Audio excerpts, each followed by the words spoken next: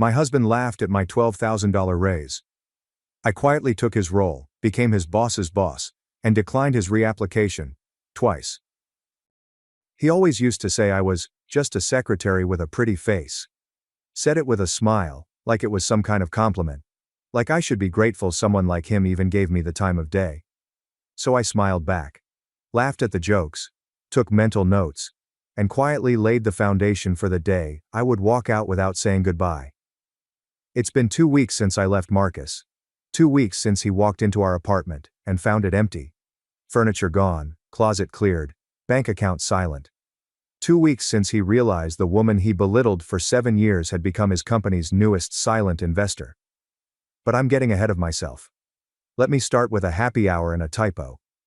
It was a Thursday. Rainy, muggy, the kind of weather that makes your blouse cling to your back. I remember because I was holding a soggy umbrella and a takeout bag from that overpriced Vietnamese place Marcus hated when my phone buzzed. Marcus. Ugh. Not pho again. You know how that crap makes the apartment smell? No, hi. No thanks.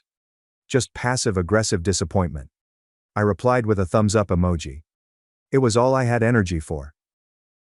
I had just finished a 12-hour shift covering for our receptionist who had an emergency appendectomy, and prepped the quarterly investor summary that Marcus forgot to submit on time. Marcus worked in sales. He liked to call it strategic acquisition, but really, he was just very good at charming old white men over golf and pretending he knew what net profit meant. I worked as an executive assistant at the same company. Different floor, different department, different universe. He never said it directly, but I knew he thought his job mattered more.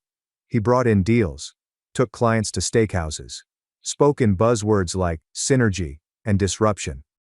I managed calendars, contracts, and the CEO's life. And I was damn good at it. The first time Marcus said it was 6 months into dating.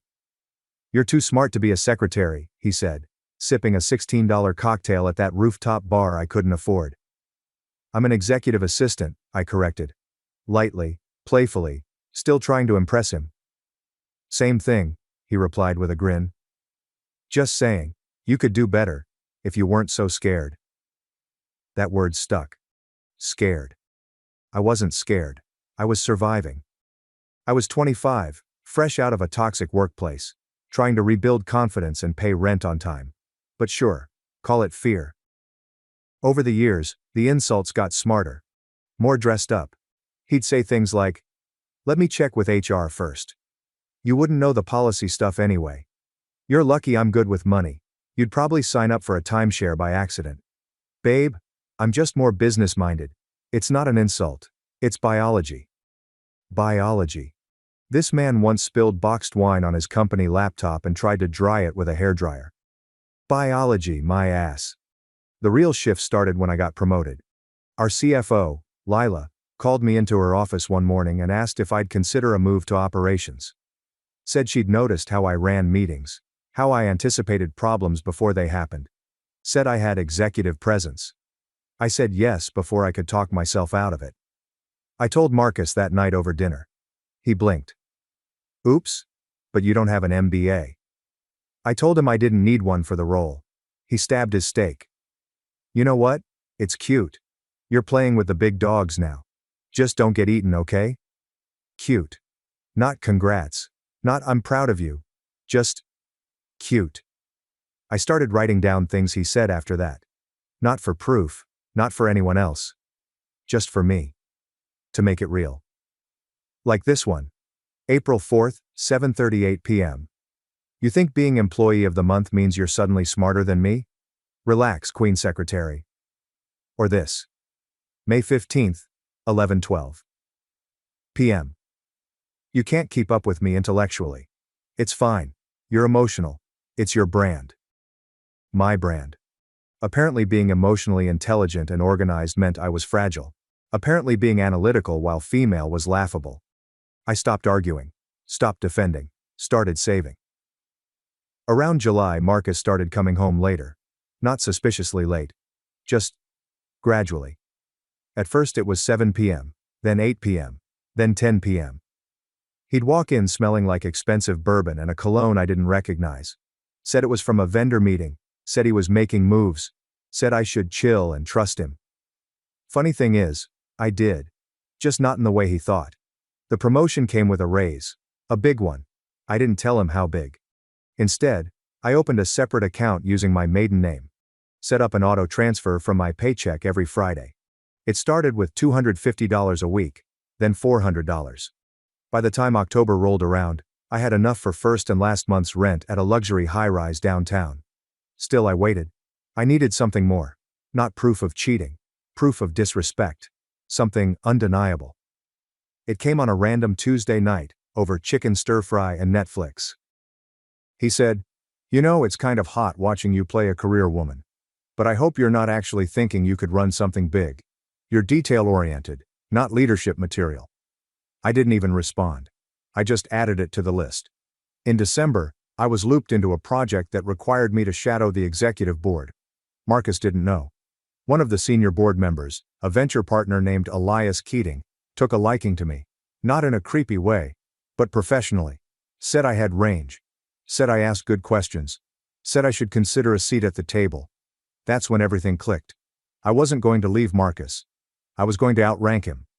When the company announced its new funding round in January, I pitched an idea to Lila, an internal mentorship and productivity initiative that I would lead. It got greenlit. And because of how it was structured, it involved every department, including sales. Marcus walked into the kickoff meeting late, carrying Starbucks, talking on Bluetooth. Didn't even see me at the head of the table. Until I cleared my throat. "Thank you for joining us, Marcus," I said, voice steady. "We'll be reviewing departmental metrics shortly, including yours." He blinked. "Wait, you're running this?" I smiled. "Welcome to the big dogs." Later that night he tried to reassert himself. Tried to flirt. Tried to sulk. Tried to guilt trip. "You're getting too cocky," he said. "I don't like this version of you." I kissed his cheek and said, "I know." That was 6 months ago. Since then, I've moved money, documented everything, built professional alliances, and prepared an exit plan so seamless it felt like copy-pasting a checklist. And 2 weeks ago, the final piece fell into place. Lila offered me a direct report to the CEO, Marcus's boss's boss. The irony nearly made me choke on my La Croix. The day he got fired was not poetic. He didn't cry, didn't throw a tantrum, just walked into our apartment, dropped his keys and said, "Apparently my communication style is too aggressive. Whatever that means." I nodded. He flopped on the couch, scrolled TikTok, said, "Guess you're the breadwinner now. Better not screw it up." I watched him, this man-child in yesterday's hoodie, scratching himself while double-tapping thirst traps. And I felt nothing. Not hate, not sadness, just nothing. I said, "I'm going out for milk." Picked up my bag. Walked out. Got into the lift I'd scheduled days ago, and never looked back. "You'll be back," he said. I wasn't. And I won't be. The first night alone I stayed in a hotel. Not fancy. Not cheap. Just clean, beige, and forgettable. I lay on the bed, still dressed, staring at the popcorn ceiling, phone buzzing every few minutes like it was hiccuping. Missed call, voicemail, text, "Where are you?" Then, "Be serious. Stop playing." By morning, 22 missed calls, 15 messages, 1 email. Subject line, "We need to talk." He didn't realize I'd been talking. To HR, to legal, to Lila. About the shared lease, the joint accounts, the new role. The apartment was in my name. The utilities were in mine too. The joint account? I'd stopped contributing to it a month ago. All he had left was the couch, and his TikTok addiction. I moved into a small modern place not far from the office. It had 2 things Marcus hated: a kitchen backsplash with fake marble, and a balcony with a view of the dog park. He said dogs were needy. He said balconies were a waste of rent. So naturally, I adopted a dog. His name is Crouton. He's got 3 legs, trust issues, and a bark that could scare the devil. Perfect. The first week, Marcus went through stages. Confused. "Wait, you're actually mad?" Dismissing. "This is dramatic. You'll be back once you cool off." Blaming. "This is what happens when women get power. They think they're too good for real relationships." Begging. I miss you. I'll change. Just talk to me. Threatening. You'll regret this. No one's gonna love you like I did. Every message reeked of desperation, not love. Like a man watching the ATM eat his debit card. Then came the group chat drama. He messaged our mutual friends, spinning his story. She bailed on me right when I lost my job. All I ever did was support her career. She's acting brand new now that she's got some corporate title. What he didn't know? One of those mutual friends, Anna, was the office manager. And Anna had screenshots of his nasty DMs about coworkers, of the NSFW memes he sent during meetings, of the time he called a junior employee a diversity hire in Slack. She sent them all to HR. He was never laid off. He was terminated with cause. I didn't even have to lift a finger. But I did block his number. Eventually. It took me a week. A week of peeking at his voicemails like a car crash I couldn't look away from. There was one where he cried. Real sobs. The kind that sounds like a child who scraped their knee. For a second, I felt something. Not sympathy. Just the echo of who I used to be, the woman who would have rushed in with bandages. But I wasn't her anymore. Work became my sanctuary. My new role came with a private office, an executive coach, and a company credit card. But the real win? Marcus's old department reported up through my division. His former manager, now my peer, had to ask me for headcount approvals. I played it cool. Never gloated, never name-dropped. But once in a budget meeting someone said, "Didn't Marcus handle this before?" I replied, briefly. And moved on. One night, 2 weeks post-breakup, I got a text from an unknown number. It was his sister. I don't know what he told you, but I just want to say, I get it. You deserve better. I tried to warn him. She offered to grab a drink sometime. I declined, politely. I was still detoxing. Not just from Marcus, from the version of me who thought staying small was safe. The healing wasn't cinematic. It was subtle, uneven, embarrassing sometimes. Like the time I stood in the cereal aisle for 15 minutes trying to remember what I liked. Marcus always bought the cereal. Said I didn't understand macros. Turns out I like Honey Bunches of Oats. And I eat it with almond milk. And I don't care if it's not protein-packed. Crouton hated his leash at first. He'd chew it, growl, refuse to walk more than 10 feet. But now he trots next to me like he's guarding a queen. Some mornings we sit on the balcony. Him sprawled like a loaf. Me sipping coffee out of a mug that says, "I'm not your secretary." It was a gift from Anna. Last weekend I ran into Marcus. It was at a coffee shop near the office. He looked smaller, thinner, greasy baseball cap. Hoodie with stains. The kind of man who looks like a shadow of his LinkedIn profile. He froze when he saw me. I nodded. Not warmly, not coldly, just nothing. He followed me outside. "You look different," he said. I shrugged. "I feel different." He fumbled for something to say. Eventually landed on, "You win, I guess."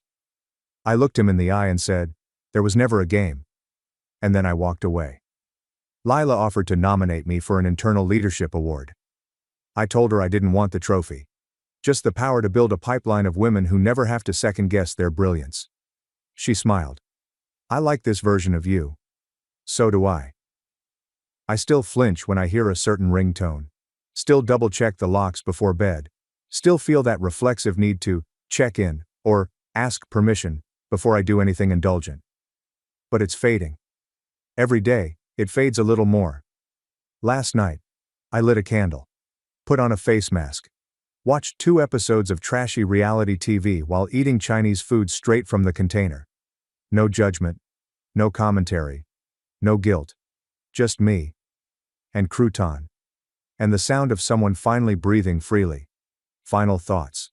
To anyone stuck with a Marcus. You don't owe anyone your silence. You don't have to wait until it gets worse. You don't need permission to want more. Start small. Open that secret account. Write down the things they say. Ask yourself what freedom might look like, and what it might feel like. And when will you finally go? Let it be quiet. Let it be calm. Let them wonder. It's been 3 months. Marcus hasn't called in a while. Or maybe he has, and I just haven't noticed. He's been blocked for weeks, My life feels quieter now. Not silent, just steady. Like background jazz in a coffee shop. The kind of music you don't dance to, but it makes you feel like things are okay. The last time I saw him was entirely unplanned. I was at the office early, finishing quarterly prep before the board meeting. Crouton was at doggy daycare. I had my coffee, my binder, my new red blazer, the one Marcus said made me look aggressive. And then Anna knocked on my door. She was trying not to laugh. "You're gonna love this," she said. "Guess who's downstairs applying for a contractor temp role?"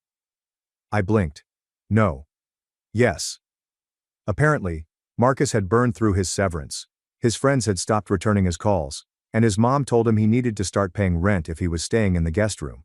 So, naturally, he applied for a 6-month contractor role at the same company he trashed on social media after being fired. HR didn't even flag it at first. The irony? He wasn't applying for sales. He was applying for admin support. He didn't see me. I didn't want him to. I watched from the top floor as he sat in the glass interview room downstairs, fidgeting with his pen, eyes darting, hair still unkempt. He didn't look dangerous anymore. He looked tired. Like the weight of his own arrogance finally showed up on his shoulders. The HR director, Vanessa, called me later that day. "I assume you know this guy?" she said, voice amused. I paused. "You could say that. You're listed as an emergency contact in his old employee file." I almost laughed. "You can remove me." Vanessa didn't say much else, but a week later, I saw the internal HR note in the hiring system. Candidate withdrew application. No longer under consideration. I don't know if someone told him I worked here now, or if he sat with the idea of being an assistant and couldn't stomach it. Either way, the universe handled it for me. Last week my therapist asked me what closure looked like. I told her it looked like red lipstick, Target candles, a healthy dog with 3 legs and 0 tolerance for nonsense. It looked like sleeping in on Sundays and not having to explain why I didn't want a meal prep. She smiled and said, "So it looks like peace." I nodded. There are still things I unlearn daily. I still apologize when I bump into furniture.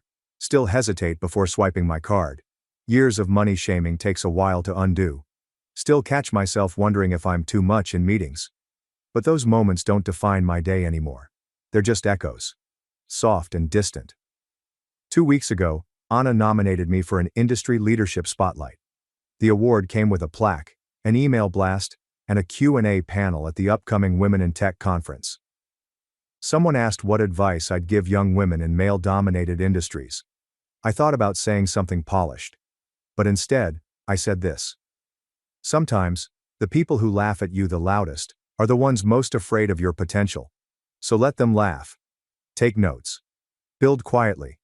Then show up one day, not to prove them wrong, but to prove yourself right. I still have the list, the one where I logged all the things Marcus used to say. Not because I need it anymore, but because it reminds me of how far I've come. The last entry? June 12th, 10:49 p.m. You'll be back. You can't survive without me. And now? I don't just survive. I thrive. Final reflections. This isn't a fairy tale. There was no dramatic courtroom showdown. No viral moment. No perfectly edited montage of success. There was just me. Doing the work. Healing. Crying. Learning. And laughing in the cereal aisle. Some days still feel like a mess. Some days I still miss the version of him I thought I loved. But most days? I eat what I want. Wear what I want. Sleep without fear. And walk into rooms knowing I deserve to be there. That's not revenge. That's freedom. Crouton barks every morning at the mail truck like it personally insulted his ancestors. It's oddly comforting. This tiny routine I never imagined would anchor my mornings. Coffee, slippers, mail truck, Crouton's outrage. My life now has rhythm. Not perfection.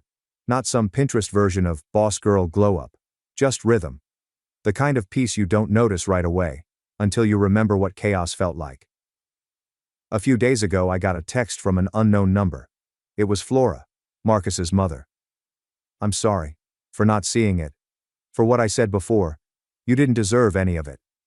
He's been telling people you ruined his life. I know that's not true. I just wanted you to hear it from me." I stared at the screen for a long time. Not because I didn't believe her, but because I wasn't angry anymore. Not at her. Not even at him. Just done. Later that day, I found a box in my closet I hadn't opened since I moved. Inside, a photo from our first anniversary dinner. The journal I stopped writing in halfway through the marriage, a card he gave me once with a quote. "Behind every successful man is a supportive woman." Back then, I smiled and put it on my desk. Now, I put it through the shredder, piece by piece. This past Friday, our company hosted a networking mixer. All departments, all levels. I gave a talk about systems building and leadership flow. It was the kind of thing Marcus would have rolled his eyes at, called it corporate fluff. After the event, a young woman from admin pulled me aside. She looked nervous, clutched a small notepad. Said she'd read the internal newsletter about my promotion. Said she didn't think people like her could ever get here. I looked her dead in the eye and said, "You're not just anything. If they don't see it now, make it impossible to ignore later." She smiled like she'd been waiting to hear that for years. I know the look. I used to wear it every day. A couple nights ago, Kira came over for wine and takeout. We were watching that trashy dating show Marcus once banned because it rotted my brain. Crouton was asleep under the coffee table, twitching in some dog dream. The living room was messy. A blanket half off the couch, open cartons on the coffee table. I looked around and laughed. Kira raised an eyebrow. "What?" "I finally feel like this is mine," I said. "My space, my nose, my mess." She nodded, like she'd known before I did. Marcus still exists. He's somewhere out there, telling people I cheated, stole, sabotaged. Telling his version to anyone who'll listen. I used to want to correct every lie. Now, I let them talk. Because the people who matter saw what I built. And the people who don't? They never really saw me anyway. I don't check his socials. I don't reread the old messages. I don't dream about revenge anymore. Instead, I take Croton to the park. I light lavender candles. I send my team thank you emails after hard weeks. I bought the expensive shampoo. I take the long way home sometimes, just to feel the windows down. I laugh louder. Sleep longer. Apologize less. Thanks for watching and diving into this wild family drama with me. If you love Reddit family drama, don't forget to subscribe and turn on notifications so you never miss the next one. Mom rejected my daughter. On Christmas Eve, told she wasn't real family. Weeks later, the IRS raided her mansion. Now she's bankrupt, begging me back. My parents presented gifts to everyone but my kid. With tears in her eyes, she asked, "Grandma, do you hate me?" My mother smirked and remarked, "Gifts are reserved for children who deserve them. Your AER's child is a true family member." I simply responded, "I understand. We'll never speak again," and walked away. However, days later, my parents stood in front of me, crying. In a calm residential neighborhood of Greenwich, Connecticut, the Bradley Mansion stood out amid the white colonial-style residences. The well-kept front yard was brimming with seasonal flowers, and the stone road up to the entry oozed movie scene grandeur. This mansion, valued at $2,500,000, had served as the Bradley family's residence for more than 30 years. In that yard, a young girl was watering the flowers. Sophie Bennett, 8, was in second grade at St. Mary's Elementary School. Her kind, dark eyes and attentive demeanor allure her to the grown-ups around her. She was stopping by her grandparents' house after school, as she usually did. The neighbors observed with pleasure as the little girl cared for the garden day after day. "Sophie, thank you for watering the flowers for Grandma." Emma Bennett, Sophie's mother, spoke from the entrance. At 35, she was the director of research and development for a major pharmaceutical company. Despite her soft disposition, she retained inner strength and had adopted Sophie 8 years ago. She also took on the burden of paying her parents $3,000 monthly rent and medical insurance. Her relationship with her parents remained strained when she chose not to inherit the family real estate firm, but she did not regret her decision. "Mom, I made Grandpa's favorite cookies today. Mrs. Johnson taught me the recipe." Sophie proudly exhibited a paper bag containing the pleasant aroma of chocolate chip cookies. Cooking classes with her elderly neighbor had suddenly become her favorite activity. "Oh, very nice. Grandpa will be very thrilled." Emma's husband Michael stood next to her as she grinned. At the age of 37, he owned an IT company that provided a steady income of more than $300,000 per year for his family. He had always backed his wife's decisions, remembering their commitment to walk together through life at their wedding at St. Mary's Church. Inside the house, Robert and Diana were reading documents in the sitting room. Bradley Real Estate's proprietors were continually concerned about the company's future.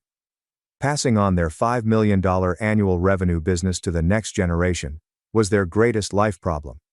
The succession dilemma kept these two, who prized tradition and appearances, awake at night. Their youngest daughter, Caitlin, bore the brunt of these expectations. Despite her showy and arrogant demeanor, she had earned her parents' trust after switching from law to accounting for the family firm. Even after her divorce, she poured herself into work, determined to match her parents' expectations. Caitlin's 7-year-old son Jacob attended Greenwich Academy, the most prestigious private school in Greenwich. Though he was sheltered from having to live up to his grandparents' expectations, this could have been due to undue pressure from others. "Mother, please check the new contracts." The business meeting at Lacale went well. Diana began examining the documents Caitlin had handed her. Even in the digital age, both parents preferred physical documents. Caitlin smiled, accepting her parents' traditional ways. Nobody recognized the underlying reasons behind that smile. As nightfall approached, the light through the windows became softer. Sophie had finished watering the last of the garden flowers with a contented look. Neighborhood housewives returning from Whole Foods Market greeted her warmly. Emma felt a peaceful contentment as she observed her daughter. In December, Ganesh was decorated with Christmas lights. At the Bradley mansion, preparations for a big party were underway. Antique decorations tastefully covered the Christmas tree that reached the living room ceiling, while hereditary stockings hung above the fireplace. "Grandma, can I also hang this wreath?" Sophie gently handled her homemade wreath from St. Mary's Church's Christmas workshop. It had a modest elegance, accented with ribbons and pine cones. "Yes, let's hang it at the entrance," Diana said dismissively as she examined the arrangement of pricey decorations acquired from luxury department stores. She felt a twinge of remorse at Sophie's innocent grin, but immediately brushed it aside. As darkness fell, family members began to arrive. Emma and Michael arrived carrying expensive wine from Whole Foods. Caitlin appeared with Jacob in tow, bearing armfuls of brightly wrapped gifts. "Merry Christmas." Sophie greeted everyone at the door and distributed handcrafted Christmas cards. The cards conveyed gratitude for the last year and childish penmanship.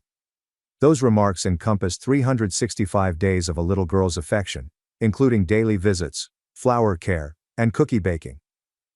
Robert sat in the sitting room, staring at the fireplace and examining the company's financial records. He occasionally displayed anxious expressions, but tonight was a family dinner celebration. He decided to postpone business issues until tomorrow. "Should we have dinner?" Diana's speech drew the family together around the beautiful dinner table. Under the crystal chandelier, colorful dishes were displayed: roast turkey, handmade gratin, and seafood salad. Desserts ordered at the premium eatery, Lascaux, also drew attention to the table. "What a wonderful dinner again this year, Mother." Diana nodded with satisfaction as Caitlin spoke. Jacob was chatting eagerly with her about his latest gaming console. Beside them, Sophie ate her supper quietly, expecting the gift exchange. After supper, it was time to exchange presents. The entire family gathered around the fireplace. Under the tree, a mound of colorfully wrapped presents had accumulated. "Let's start with Jacob." At Robert's signal, the present exchange began. Jacob's presents were revealed one by one: the latest gaming system, luxury brand children's clothing, and an educational tablet. Cheers erupted with each opening. Sophie waited her turn, her heart filled with anticipation for her grandparents' gifts. Daily visits, time spent together, shared smiles. Grandpa and Grandma must. However, as gifts were handed one after another, Sophie's name was never mentioned. The mood in the room became increasingly thick over time. Emma's visage stiffened, and Michael detected an uneasy atmosphere. "Grandma?" A little voice resonated through the still room. Sophie's eyes glistened with large tears. Do you hate me? The shaky voice froze the room's mood. Caitlin smiled meaningfully, while Jacob was engaged on his new game console, uninterested. Just as Emma moved to approach her kid, Diana's harsh voice rang out, "Presents are for deserving children." Diana continued, taking a sip of tea and smiling elegantly. "My sister's child is a real family after all." Those words cut through the room like ice knives. Emma's face became drained of blood. Michael clenched his hand tight. Only the clock's ticking signaled the deep silence. The fireplace flames flickered, creating spooky dancing shadows on the walls. Outside the window, Christmas snow had started to fall silently. "I understand," Emma said in a strangely calm voice. "We'll never be involved again." Emma got up and carefully lifted the sobbing Sophie. Michael held his wife and daughter's shoulders as the three walked softly to the entrance. "Emma, please wait," Robert called out. Unfortunately, it was too late. The hefty closing of the door marked the end of the night. Outside, the snow was becoming heavier. Car headlights lit the white snow. In the back seat, Sophie clutched her homemade card with shaky hands. The words, "To my beloved grandma," remained tenderly written there. Greenwich was still buzzing with Christmas festivities. Hymns streamed from St. Mary's Church, and warm light filtered through the windows of residences. However, the Bennett family's automobile was completely silent. Michael used the rear-view mirror to sometimes check at his daughter in the back seat. Emma gazed forward in quiet, fiercely grasping her husband's hand. The morning of December arrived with a gloomy atmosphere hovering over the Bennett family's dining table. Emma and Michael had spent the entire night talking about how to move forward. Sophie was still sleeping upstairs. "I've decided," Emma said quietly but decisively. "I'm stopping all support to my parents." Michael softly grasped his wife's hand. They had been paying her parents $3,000 in monthly rent support and high medical insurance costs. The entire amount topped $50,000 per year. "I agree. Your parents took this support for granted."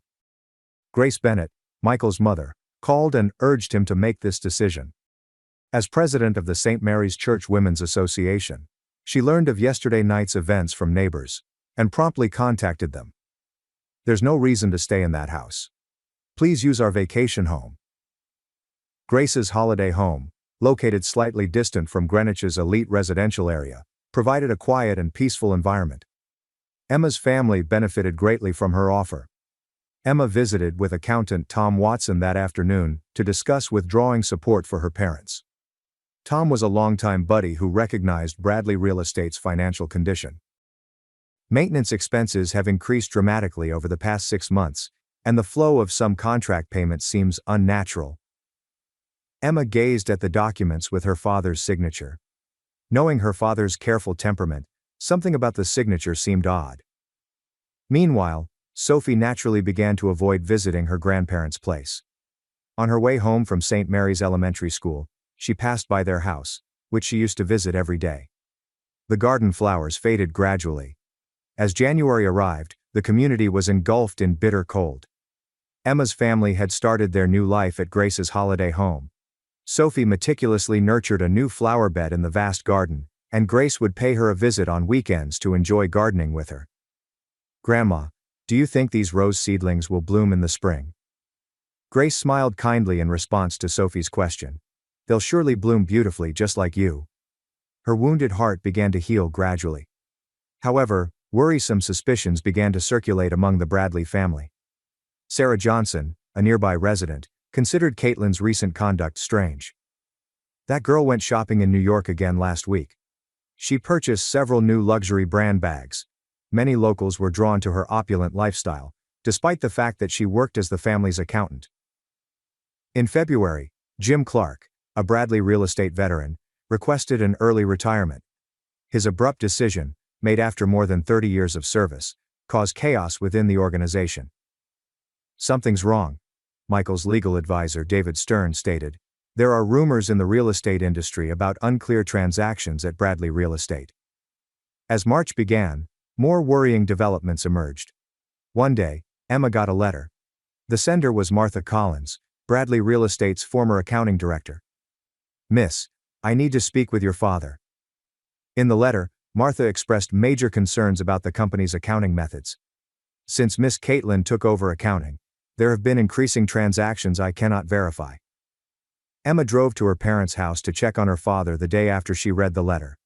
She saw unfamiliar individuals in suits visiting the company. Morning media announced that a tax inquiry on Bradley Real Estate had begun. Authorities initiated a large-scale inquiry in response to an internal whistleblower claim. Emma, something terrible has happened. Michael's contact at the tax office had called him first thing in the morning. There's strong suspicion your sister has embezzled about $5 million over the past 3 years. That afternoon, Caitlin vanished from the firm. Mom. Caitlin left without saying anything. Emma held her breath after receiving Diana's panicked phone call. Her sister had taken out a significant quantity of money and disappeared, leaving behind her 7-year-old kid, Jacob. As the investigation progressed, stunning revelations emerged one by one. Moving real estate contract payments to secret accounts, inflating maintenance charges and pocketing the difference, freely using corporate seals and bank books, by abusing her parents' confidence, and entirely managing internet banking by leveraging her elderly parents' digital illiteracy. Caitlin was stopped by police at JFK International Airport on Friday evening, as she attempted to exit the country. Why? Why would she do that? Robert held his head in his hands at the police station. The company's reputation was in ruins, and total liabilities could surpass $10 million. Diana broke down in tears at home. Outside the window, the flowers Sophie had once cared for swung sadly, untouched. Emma quietly watched the news in Grace's vacation home living room. Michael was helping police with their digital forensic investigation. That night, Sophie penned a little prayer in her diary. Please don't let Mom be sad, and please don't let Jacob be lonely. Caitlin Bradley quietly confesses to her misdeeds in the interview chamber at the Greenwich police station. Her voice lacked the bravado it formerly possessed. Her fancy brand suit had been replaced with police-issued work clothing, and her flawless makeup had faded. As the investigation progressed, more alarming truths emerged. The first fraud started 3 years ago. Caitlin began embezzling little amounts following her divorce, as she struggled to pay alimony. However, her subsequent addiction to a luxury lifestyle led to more serious crimes. Of the $3 million in contract payments from business partners, $500,000 was directed to private accounts. The investigators quietly took notes on her testimony. Meanwhile, in Bradley Real Estate's headquarters, the corporation faced its most serious problem since its inception.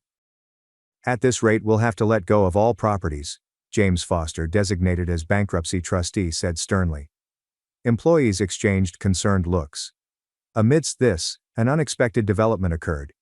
Mrs. Johnson, who lived close, turned in an album to the police. It was a collection of images depicting Sophie's regular activities. That child came to their house every day. The collection contains precisely dated images of Sophie maintaining her garden, baking cookies with her parents, and attending her grandparents to hospital visits. She never missed a day, regardless of the weather. Next, security camera footage was examined. There are records of visits for 367 days straight, without missing a single day, the police technician stated. Even on New Year's Eve, and when she had a fever from the flu, Sophie always went to her grandparents' house. The St. Mary's Church Women's Association also provided testimonials. Every Sunday after Mass, Sophie would pray for them, Pastor Michael O'Connor explained quietly. She would always say, "Please let Grandpa and Grandma stay healthy." It was like an angel's pure prayer.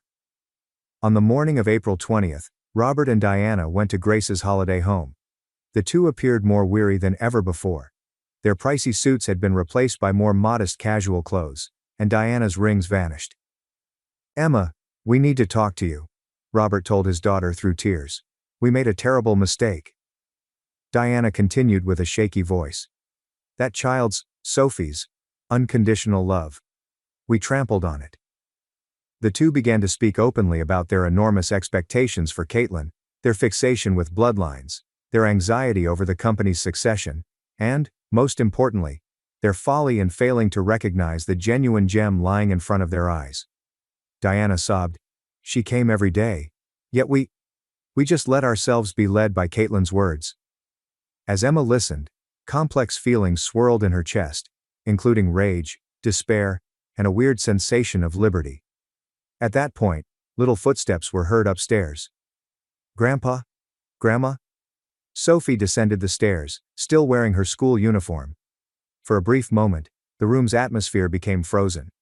However, Sophie's next move surpassed everyone's expectations. She walked directly to her grandparents and tenderly embraced them with her small arms. "Do not cry. I'd like to forgive you." At that point, the room was completely silent. In the kitchen, Grace discreetly touched her fingertips to her eyes. Michael sighed deeply as he stared out the window. Emma calmly made her decision while resting her palm on her daughter's back.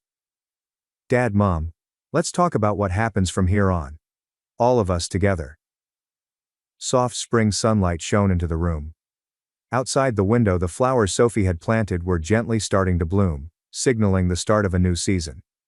That evening, Emma spoke privately with her mother-in-law, Grace. "I support your decision," Grace, who had kept a close eye on the situation, said gently. "But from now on, let us help too."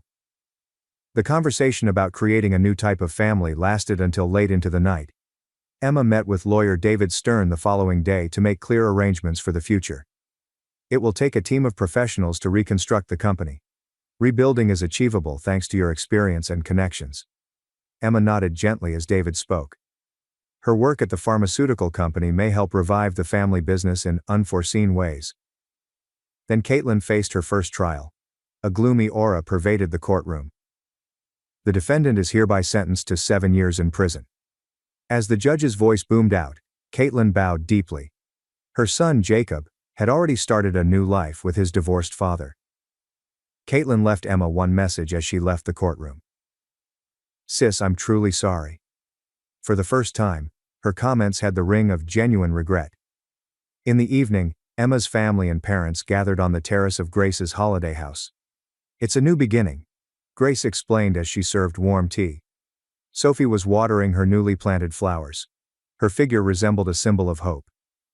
"We still have so much to make amends for," Robert added. Everyone nodded softly as he spoke. Greenwich was once again decorated with Christmas lights. Grace's holiday home had changed dramatically during the last year. The former reception area had been transformed into a family living space, and seasonal flowers flourished throughout the lawn. "Can I help decorate the tree, Mom?" Sophie gently held the new ornaments. The phrases "gratitude to family" were meticulously carved on these decorations created by St. Mary's Church workshops. "Of course. Let us decorate together before Grandma and Grandpa arrive." Emma lovingly touched her daughter's hair. Sophie had become even friendlier over the course of the past year. Meanwhile, Robert and Diana's life had shifted considerably. Their lavish lifestyle had faded after they were forced to relocate from their spacious estate in an upmarket neighborhood to a tiny apartment. Repaying the debt was just partly complete. Diana had learned new ideas from their modest lifestyle. She began volunteering at St. Mary's Church every Wednesday, and these experiences progressively influenced her values. The value of things, and the value of the heart, are different. Her words conveyed profound reflection and new knowledge. Robert resumed his desperate efforts to revive the company. They were working with Emma to build a new management system. Though the total debt remained large, they were beginning to see a road to payback. "I'm truly grateful for your management skills," he informed her. He was finally recognizing the significance of his daughter's existence. Emma was using her pharmaceutical industry skills to help the company digitize and overhaul its management system. Michael also provided his IT company's experience in developing a new real estate administration system. Employees saw optimism in the couple's collaborative efforts to revive the family firm. Grace kept a close eye on this new family structure. "Forgiving those you love sometimes takes the greatest courage." Her remarks struck a profound chord with the entire household. The monthly family gathering on the first Sunday had also become a new custom. Though there were disagreements from time to time, they also served as chances to strengthen family bonds. "Next month, I'd like to start a new initiative," Robert suggested. He planned to contribute a portion of the company's income to an adoption support fund. "I want to give back to society what we learned from Sophie." Emma's eyes were hot at those remarks. Caitlin worked hard on her rehabilitation program while in prison. During her parents' visits, she made a real apology for the first time. My greed and jealousy destroyed our family. Through counseling, she had begun to confront the true nature of her behavior. Her son Jacob lived a steady life with his father. His previously privileged nature had vanished, and he was slowly opening his heart in the new atmosphere. Can I go see him occasionally? Sophie's casual words touched the entire household. A child's pure heart taught them the value of forgiving. Sophie had planned a unique gift for this occasion: a handmade photo album.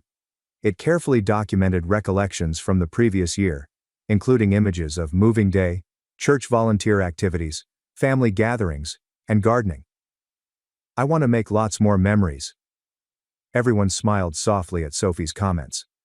At dusk, the entire family started preparing Christmas supper. Though not as lavish as last year's feast, the table was decked with warm foods prepared with everyone's care. Let us pray, Grace requested. Everyone silently closed their eyes. Lord, thank you for giving us awareness and forgiving hearts. The sound of amen resonated silently around the room. Outside the window, light snow had started to fall. Look. Everyone turned to gaze out the window as Sophie spoke. Small lights lighted the garden's planted trees. Michael had planned a covert Christmas surprise. Diana said, "It's like a starry sky," as she looked at the sight. There was a heartwarming beauty there that could not be compared to the previous lavish displays. Let's create new family traditions together from now on, she remarked. Everyone nodded as she spoke. The perfume of Grace's cooked apple pie filled the air. The family's expressions around the table were tranquil and happy. Nobody could have predicted such a lovely scene a year ago. So this is what true happiness is, Robert said quietly, acknowledging Diana's whisper. Their expressions combined deep grief with the glimmer of new optimism. From this point forward, the Bradley and Bennett families were going to take a new step. It was the start of a lengthy road to mend broken hearts and rekindle genuine friendships. Sophie stood by the window, watching the snowfall. The light reflected in her little eyes shone softly and steadily, like hope for the future. My brother asked for help after being cheated on again, but I refused because he abandoned me before. About 9 years ago, my brother's wife left him for another man. She was cheating on him all that time. My brother was devastated. They had married very young. I was always against it. I had my brother in my apartment for months. He had fallen into a severe depression, and I was the one who paid for his psychologist since he didn't have money and even lost his job because he didn't even want to move from the couch or bath. I even gave him a bath.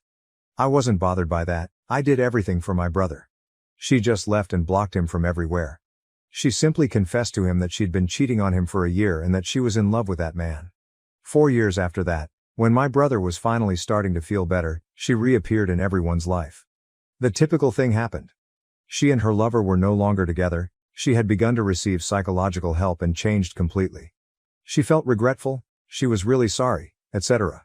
I told my brother all the time to cut off contact with her for the sake of his mental health. He didn't. I always had a bad feeling and I could smell the shit from afar. He started to justify her past actions all the time by saying that she changed. They were too young, she was having problems, etc. And he got angry when I told him that she is still a bitch.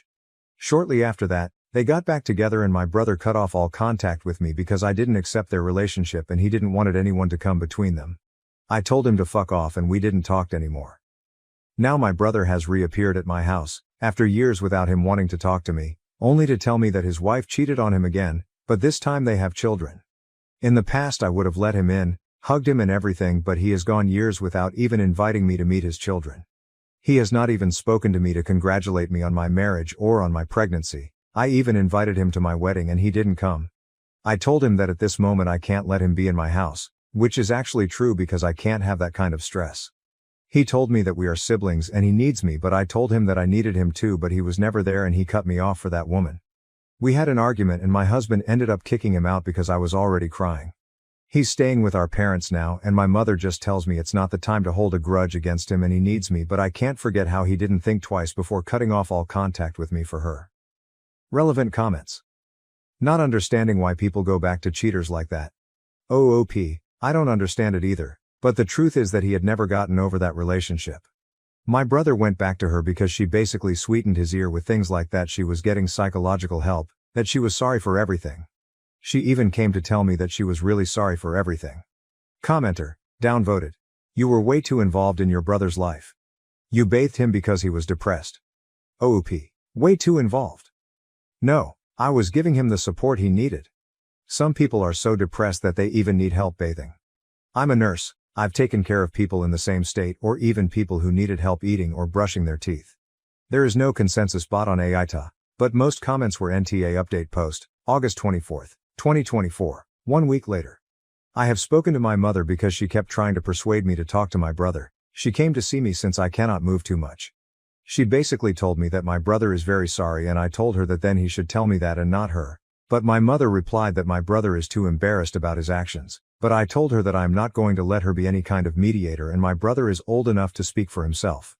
I know he was sending her to insist that I talk back to him. My brother is an adult and can speak for himself. That said, 2 days ago my brother came to my house to talk about everything. He told me something that I always knew, which is that he never got over his ex-wife and he was always totally blind for her.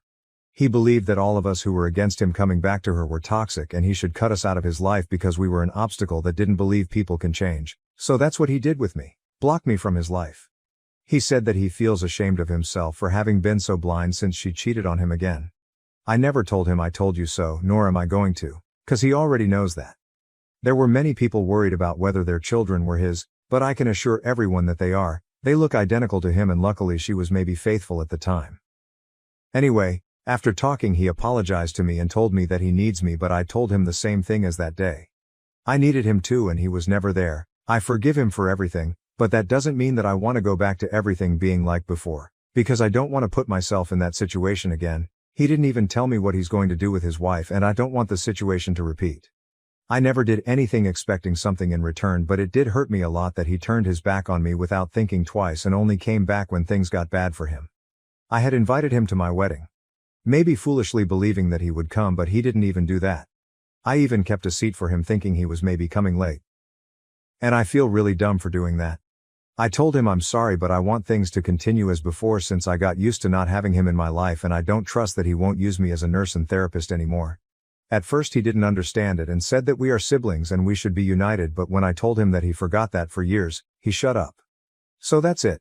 I simply told him that I prefer to continue without contact with him as before, and I have made it clear to my mother that I want to spend these months peacefully. Maybe some will call me cruel and say I should think about my family, but I'm not going to let him treat me like she treated him. Relevant comment. To a heavily downvoted commenter in a back and forth exchange with a lot of assumptions on the commenter's part, only included because I liked OOP's response. OOP, I'm going to tell you just one thing because I'm not interested in reading your comment. Adult people talk about things face to face and don't hide behind their mother. Brother's mysterious ICU battle. From locked-in syndrome to a miraculous recovery, our long journey of hope. A week ago my brother was in his 30s and healthy. Today he's in the ICU with locked-in syndrome. December 15, 2023. The stroke doctor is concerned it may be locked-in syndrome, anyway. The original neurologist and attending physician basically made us believe there was no hope he was in there at all anymore. Yesterday the stroke team came in and assessed him, and that's where the new diagnosis, theory, came from. I don't know if I believe it or not. Is it good if he's still in there? Or is it cruel to even want that? We don't know if he'll ever get better. Very few people recover from LAS. He has an ongoing infection and inflammation in the brainstem. We don't want him to live in storage in a care home for 30 years, vented, unable to move or communicate, just existing instead of living. But how do you pull life support from someone who may be conscious, and can you even do so, legally? Or he may get a blood clot from being bedbound, or pneumonia, or the COVID the family just tested positive for. He had no health problems at all a week ago. The last few years have been the happiest of his life, it just doesn't feel real. Relevant comments. Comment 1, Hey OP. I have worked with many locked-in patients. It's a fate I would never wish on anyone. Diagnosis is hard because it's effectively a diagnosis of exclusion. If it's true, textbook locked in, the clearest supporting presentation is if the patient can constantly move their eyes up and down, not side to side, to command. The difficulty lies in that real people aren't textbooks. Plus, there are so many confounding factors that it can make it hard to say with certainty if a patient is truly locked in. All that being said, I've had multiple locked-in patients recover to near normal levels of function. I was shocked because previously locked in was a death sentence. Assuming he is young and healthy and his stroke is highly localized to the area that results in locked-in, he may actually make some meaningful recovery with intensive therapy from locked-in accredited facilities. There are a few highly regarded facilities in the US. It is a long and arduous process, I'm talking a year minimum, but recovery is possible under the right circumstances. Edit. Also, ongoing infection is going to make it really difficult to determine exactly what's going on. You really need to be able to normalize everything else before you can say with certainty if someone is locked in. Comment 2. My aunt got pneumonia like 10 years ago and ended up in a coma. It was so severe. My mom went to the hospital and would just sit and talk to her, read her favorite books, put on her favorite shows, etc. Even though the doctors said she wouldn't be able to recognize anything. She later woke up and told my mom that she heard everything my mom did and what my mom did gave her hope to keep going. So have hope, OP. There's always hope. OP, thank you. I asked his friends if he'd been intending to read any books and ran out to pick one up yesterday so I could read it out loud to him. Unfortunately, it's the Andromeda strain and I didn't realize the subject matter until buying it. Comment 3. You should read it and once it gets to the climax just stop. Then be like, hey motherfucker, you can finish this once you're out of the coma, I'm leaving it right here for you. And put it by his bed. But I also have a sick sense of humor sometimes, lol. But seriously, don't give up hope in him. Hope can do crazy things and people have gone through crazy ordeals only relying on hope. Be his hope if he needs it. What should I get for my brother's ICU nurses who are working over Christmas? December 24, 2023. Title. My brother has been in the ICU for a few weeks. I appreciate all of the nurses so much, but wanted to get at least a little something for the nurses who are missing out on time with their families to care for mine. Me and the immediate family have COVID and aren't even able to go in person. Food delivery, sweets, chocolates, gift cards, Amazon, Starbucks? I want it to be something actually desirable, useful. Thank you. Relevant comments. Comment 1. My favorite gift as a nurse that a family brought in was a ton of practical stuff from Costco, with enough to go around. Think, lip balm, gum packs, protein bars, Fairlife protein drinks, then maybe a few goodies like chocolate or candy. I'm sorry your brother is in ICU, hope he makes a good recovery. Glad it's been a good experience with the staff. Comment 2. Just speaking from a personal perspective, but a sincere thank you card is awesome. We post ones we get in our break room, and so when we go to eat a quick snack it's like a nice little words of affirmation boost reading them. Comment 3. If food, be sure to schedule 2 separate deliveries, one for day shift, typically 7 a.m. to 7 p.m., and one for night shift, typically 7 p.m. to 7 a.m. If you just deliver it once during the day, it will be gone or cold for the night shift. Update. A week ago my brother was in his 30s and healthy. Today he's in the ICU with locked-in syndrome. January 4, 2024. Thank you everyone for your kind words on my last post. This has been harder than there is language to explain, so I won't try. We have a tentative diagnosis for the cause of the encephalitis now, after getting a test back from Mayo Clinic. Disseminated histoplasmosis with CNS involvement, a brain fungal infection, basically. Extremely rare for someone immunocompetent, very difficult to diagnose, and often misdiagnosed or underdiagnosed. Viral meningitis is the usual misdiagnosis, which is exactly what they'd been assuming. His presentation matches it perfectly, including the upper respiratory thing he was dealing with for weeks prior. He was started on IV antifungals the very day they got the test back. In the past few weeks we've lost the suspicion that he was locked in. He was in a full coma until 2 days ago, when he spontaneously opened his eyes. One neurologist, stroke specialist, said this was an encouraging sign. The general neurologist said it was nothing. So as usual we have no idea what's going on, what to expect, or what to hope for. Perhaps being foolishly hopeful, it does seem meaningful that there was never any improvement until a few days into the antifungal course. He's been treated for everything, and I mean everything else. I didn't know so many antibiotics even existed. He's going to be transferred to a major research hospital in Manhattan as soon as an ICU bed becomes available. We're just waiting for the call, and when it comes they'll stuff him in the helicopter, day or night. Because he's had strokes it's possible that nothing can ever be done and there will be no improvement from here, but I'll wait for the big brains in NYC to tell us that. Also, he was Joel from The Last of Us for Halloween. Method acting asshole. I have the watch he made for it, and if he ever recovers enough for me to do so, I'm gonna throw it at his head. Relevant comments. Comment 1. I had disseminated histoplasmosis, which took 5 months and multiple hospitalizations until my organ began failing. I transferred to another hospital's ICU, and was intubated for 10 days till they found what seemed to be yeast in my system, which indicated something fungal related. They hit me with anamorphic B and my fever came down, and ultimately they pulled me out of the ventilator. I don't know if there's much I can say to comfort you, but I know there's zero community here of those who have faced disseminated histoplasmosis.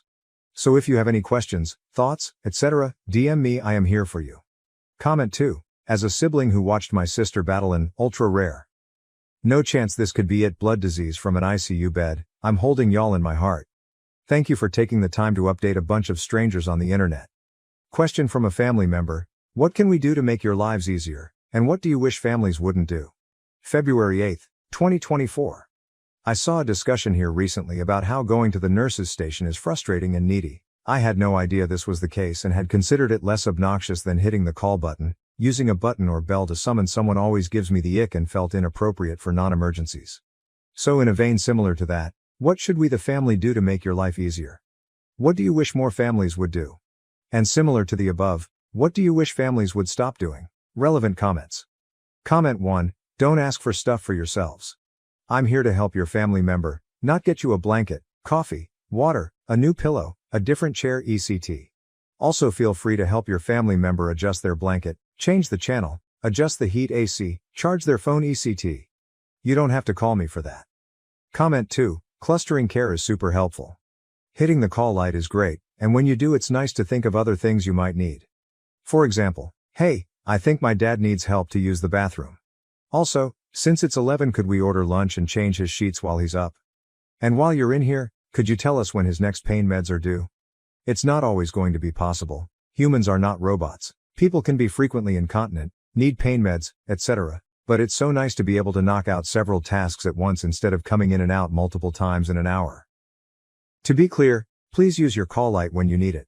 Don't wait if your loved one is sitting in a mess or wailing in pain just because you don't want to inconvenience us.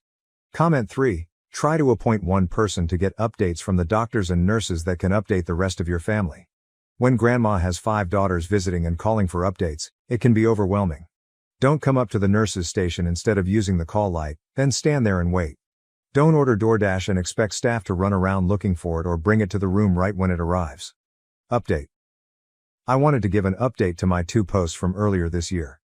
I know a few folks reached out to me. I'm sorry for not responding, as I wasn't in a place at that time to really do so. But your kindness, and the fact that total strangers on the internet genuinely cared, was a balm for me when I really needed it. The final diagnosis is an extremely rare autoimmune disorder called acute disseminated encephalomyelitis. The trigger isn't clear, but it can really be caused by almost anything. He had an upper respiratory infection prior to all this, which is a common trigger. He slowly emerged from his coma over the course of a month or 2, passing through different levels of consciousness and awareness, slowly, and was in fact locked in the early stages. He could only move his eyes to communicate. He received plasmapheresis treatments and started regaining mobility after that. It started with slightly moving his head side to side, slightly moving his lips, slightly twitching his fingers. Soon he was mouthing words and curling his toes.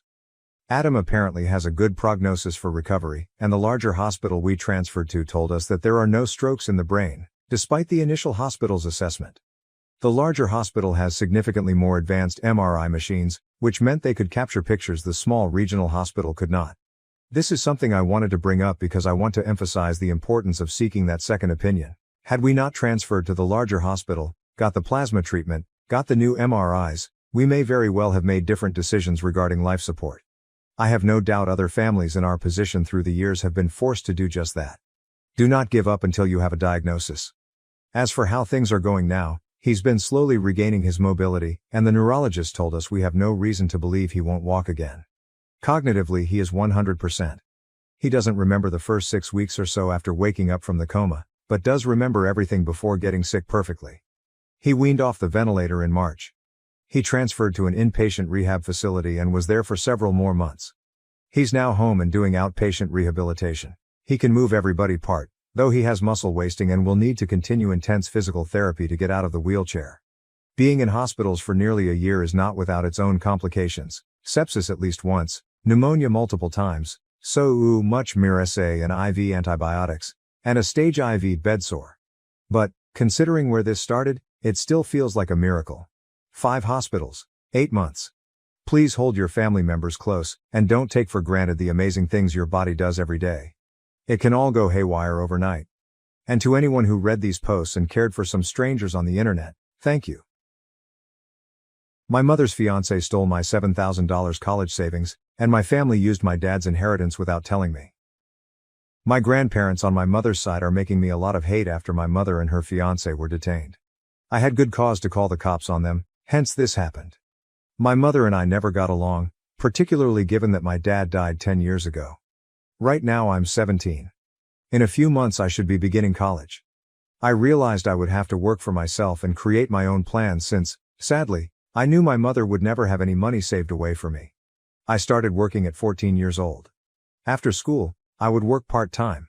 For 4 years, I had been saving to have at least some money left aside. I would also save it as I usually get cash from my relatives on my birthdays as presents and occasionally on holidays. I was really glad to have almost $7,000 saved thus far. Of course, it was all in cash, and I kept it carefully stashed in a small wooden box my father had fashioned for me in a little nook of my cupboard.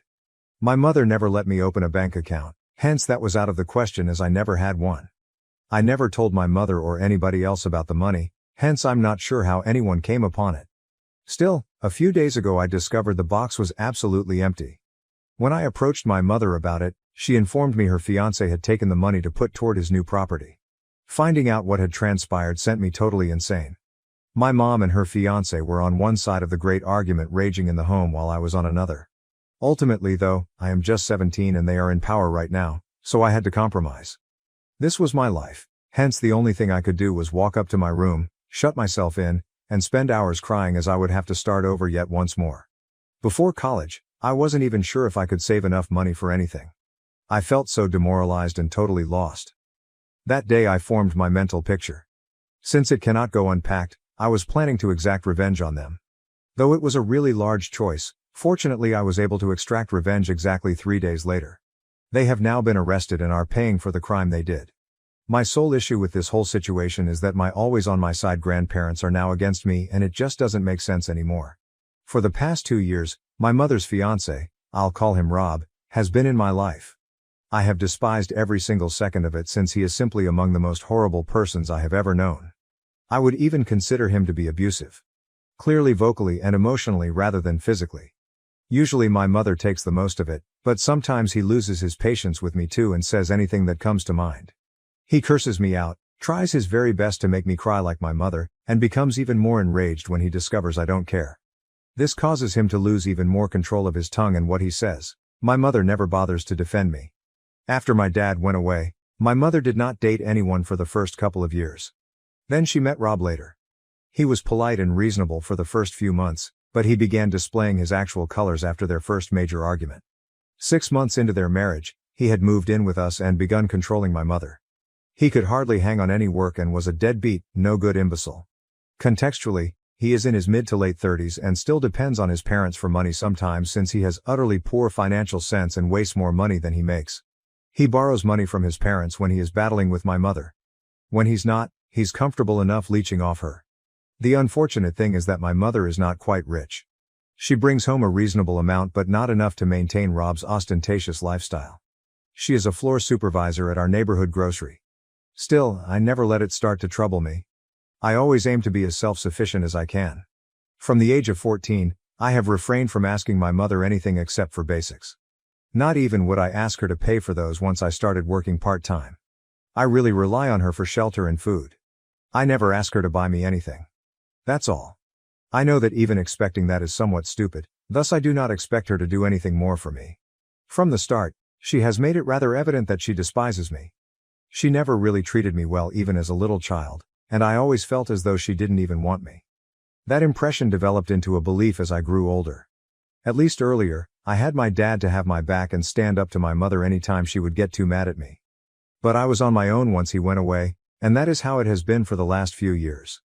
Things grew worse when Rob arrived, but I always comforted myself by reminding myself that shortly I would be off to college and wouldn't have to worry about any of this. That feels dark and improbable right now. I stayed in my room and did nothing for the 3 days my money was taken away because I was so depressed. We moved into our new house the day I found out all my money had been seized. I did all the required work, But I avoided talking to either of the two persons living with me. They seemed no worse for it either. My mother instructed me to get ready for the evening housewarming party on the third day. Having had my money snatched from me, I started yelling at her and told her I wouldn't be doing anything of the such. Their sole means of purchasing this mansion had been the money they pilfered from me. That particularly infuriated my mother. Referring to the fact she had raised me, she advised me to be glad for them now that we were finally living in our own house and not a rented property, and should just suck it up and let things go since I owe them for life anyhow. Which is not even logical since she was legally obligated to do it, and it is not like she gave me any great favor. Regarding the house, it was very large for the three of us anyway. I knew they had purchased this house specifically to wow everyone with their elegant address and large residence. That day I was quite agitated and chose to phone the parents of my father. Something I had never done before. It was complicated as my paternal grandparents had cut off contact with our family when my dad died. I suppose it hurt too much for them to keep in touch. They cut ties and we stopped having speaking terms. I'm not sure why, but I still had their numbers, so as a last resort I chose to phone them since my mother's grandparents, with whom I had a stronger relationship, were really somewhat neutral in this regard. I told my mother's parents about the day my money was taken, expecting they would speak with her and assist in resolving things for me. On the plus side, we would at last have a place of our own and wouldn't have to worry about rent. They just stated they were delighted my mother could purchase a new house. They advised me to hunt the silver lining. Their response seemed strange to me since, up to now, they had always understood me. Though they would silently support me, they never challenged my mother. This time was different and I couldn't make sense of it. I avoided them once more since I was also furious with them. That same day, when my mother advised me to swallow it, I made contact with my paternal grandparents in search of a different answer, one that may provide some future hope. It was only a gut feeling. Luckily they answered the call, and I told them everything right away. I said I knew they were hurt and didn't want to keep in touch, but because this was an emergency and I thought my dad would have wanted them to help me should he still be alive. I told them my mother had grabbed all of my savings, which I had been saving for over a few years to cover college. I suddenly had no idea whether that was even possible anymore. After listening to me, my grandfather started something that baffled me. He informed me that evidently my dad left a college fund for me, so he didn't know why I had to save money separately. That news surprised me as my mother had never mentioned a college fund and I never asked her since I figured she hadn't saved any money for me. Knowing his death was very certain, I had totally forgotten what my dad might have done for me before he died. He passed really young, hence I assumed he might not have had time to arrange for me. I was astounded when my grandparents told me this. Furious and annoyed as well, I asked them whether they had any documentation or evidence I might use against my mother. They promised to hunt for something and call me later. I stayed in my room attempting to fit everything together for several hours.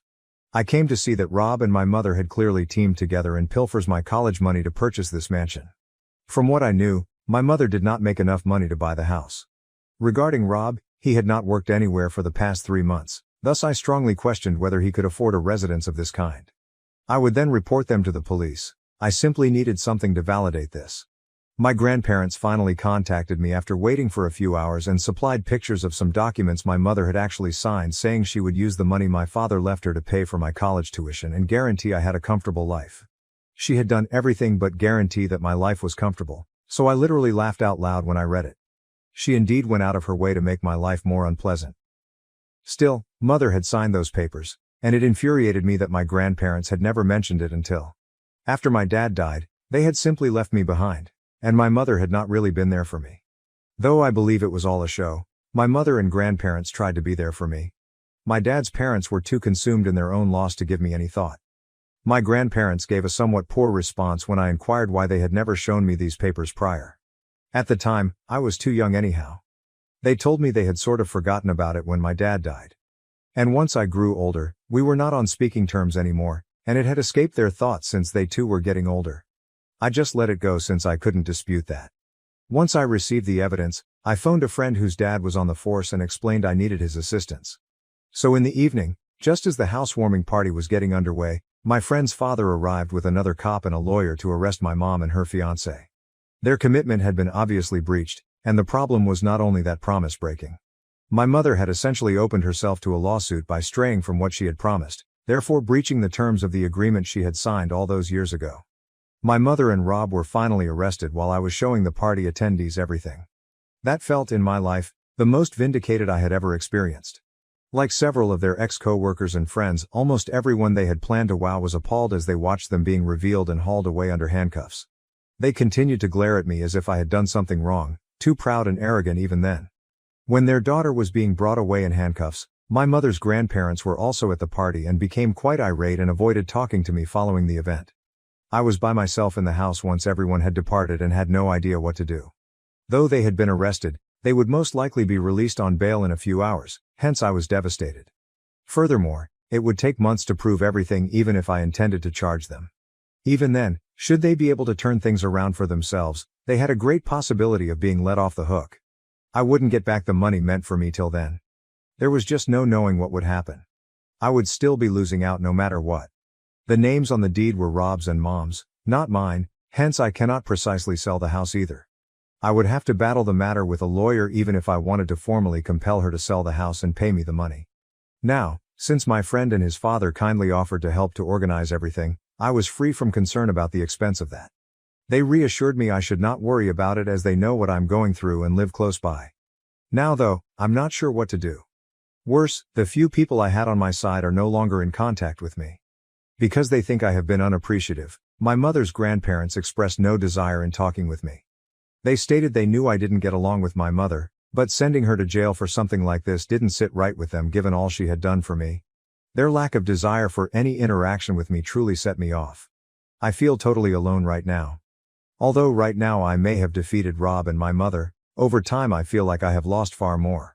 I simply feel very powerless right now and am not sure what to do. Am I the asshole for having my mother and her fiancé jailed for pilfering my cash to cover their new property purchase? Update 1. Hi there, out of the house Rob and my mother bought. I have moved. I reported them to the police 1 week ago, hence this is why. They were let go after 48 hours of custody and returned home. I opted to depart right away upon learning they would be returning as I wanted no confrontation. I stepped out when they came in as I had already packed my belongings. Though I didn't want to interact with them, they urged me to stop and chat. I left just as fast as I could. Having previously phoned a taxi, I got in and proceeded straight to my friend's house, where I have spent the past 3 days. For record's sake, this is the same friend whose dad assisted with the lawyer and arrest. Now the lawyer, the father of my friend and I are collaborating daily to find out how to finish things up as fast as feasible. I am somewhat desperate at this moment, thus I am ready to get to a compromise. In a few days we have scheduled a meeting for their attorney, them, and a court-appointed mediator. The negotiations will show how things go. Should they reject my terms, we will have to bring this before court, which could take some time. Though I want it to be fair, I am trying my best to reach a resolution. I want the money I need to complete my schooling. For now, my friend's father has informed me I should expect financial aid from them. But, I am reluctant to take financial support from anyone else since it seems odd. Regarding my grandparents, none has contacted me yet. Clearly, my father's parents and my mother's grandparents stopped talking to me straight after they emailed me pictures of the paperwork. Apart from that, we haven't interacted thus far. I have gathered those records from them personally to provide some concrete evidence as well. They were fairly indifferent about the whole situation even when I walked over to pick those records from them. Though they wished me the best, they did not offer to assist me or even extend an invitation for me to perhaps visit or perhaps interview. Since their behavior has been truly unusual for me to cope with, I really have no idea what's going on with them. So far, things have been somewhat disappointing. Nevertheless, I only hope I can overcome this fast so I may begin college. To be honest, right now I am only going by that. Of course, my friends are being rather helpful, which I truly appreciate because right now I have no family to talk of. Only these folks are really concerned about me. Update 2. Hi. Thus right now I'm not sure what to say as there has been an exciting development. What I discovered is terrible, hence I am literally shivering with rage. Once more, this is somewhat dubious, but my mother showed screenshots, thus I'm not sure what to believe. What happened was that today, just a few hours ago, my mother emailed me. There were just 2 days left until our mediation appointment. She said she really ought to talk to me. She couldn't get to me since I had blocked her everywhere else, but she opened a new email account and sent me something that truly screwed everything I knew to be true. I will hence not waste time. I will just get right to the point. Against me, my whole family plotted. Indeed, the reason all of my grandparents have been so strange throughout the process is that they have all been in on from the start. Not only had my mother squandered the money left to me by my father for herself, but all of them had taken their fair share and kept their lips closed in return. Because she had dirt on them, I at last know why my maternal grandparents were offended that I had reported my mother to the police and why they always seemed to be worried for me but never really stood up for me when it came to her. I also now understand why my paternal grandparents had never even bothered to notify me that these signed papers my mother had left existed until I asked them. My mother emailed me evidence of each of their having been in on this. She spoke with them when I was maybe 14 or 15 years old. She fortunately had all of this on file since they were stupid enough to have these email exchanges. She forwarded me screenshots of these emails.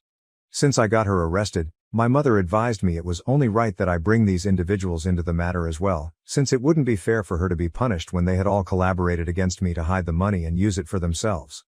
My dad left a lot of money for me, and all these people, including his attorney, thought it would be better for them to keep it from me and spend it for themselves. This is still unbelievable to me. Over and over I've been reading that email, trying to make sense of it since it seems ridiculous that all these people, including my dad's own parents, were against me. It's really rather shockingly amazing.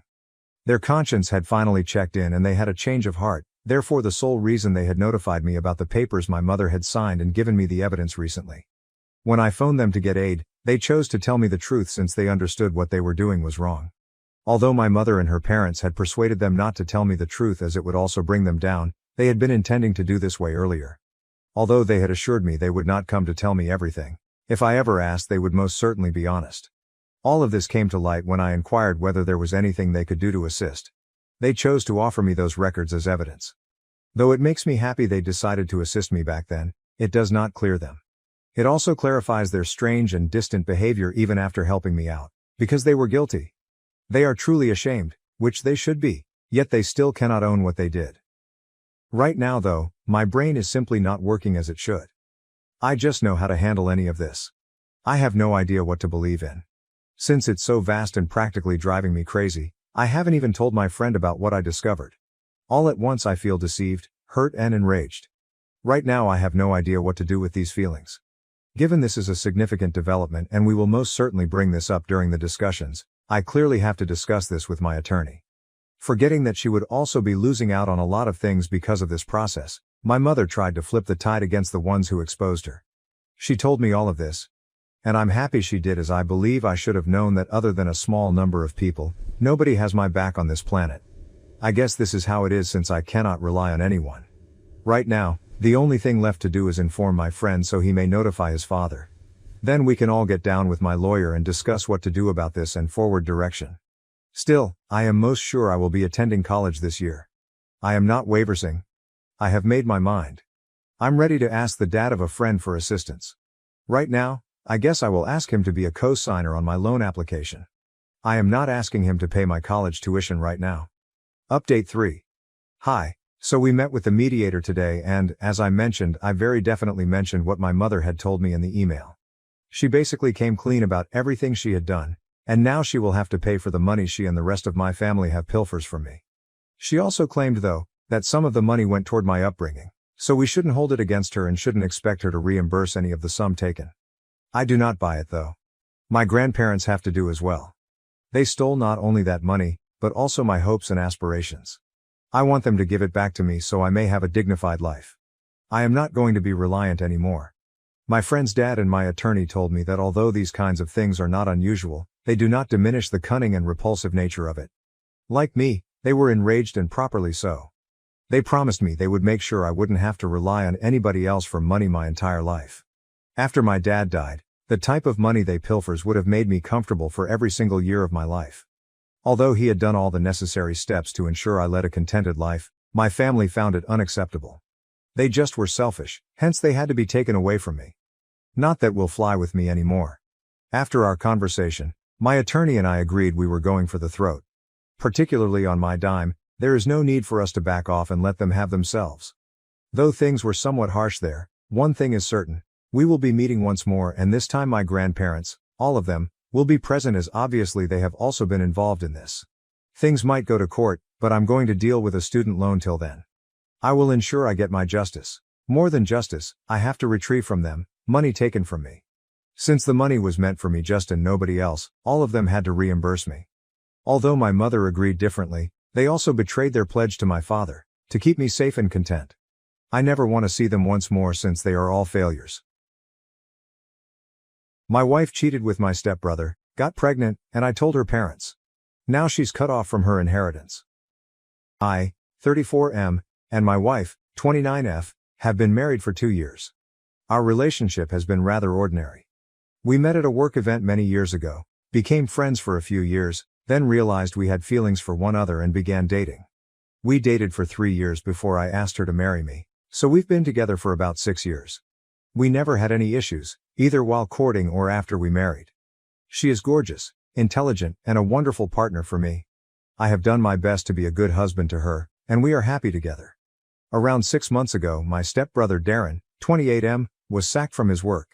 Instead of looking for another career, he opted to spend some time traveling and finding himself. Darren has always been unpredictable and spontaneous. My parents had a difficult time convincing him to go to college and earn a degree. He is constantly full of wacky ideas that he needs to be talked out of, but being dismissed from his job because he was intoxicated during a business meeting is serious. Despite his history, he resolved to quit drinking. Despite my fears that he would abandon this project halfway through, I attempted to be supportive for my father's sake. My parents divorced while I was a child, and my father married Darren's mother when I was a teenager. So when Darren asked if he could stay at my house for a few weeks to tour New York, I wasn't sure how to say no. I was suspicious and unwilling to do it, but when my father and stepmother urged me to let him stay, I couldn't say no. I questioned my wife and she said she was fine with it, so I grudgingly gave in. Darren came to live with us 2 months ago. I made it clear that he could not bring anyone into the flat, and that even if he could leave and return any time he pleased, it should not disrupt our sleep.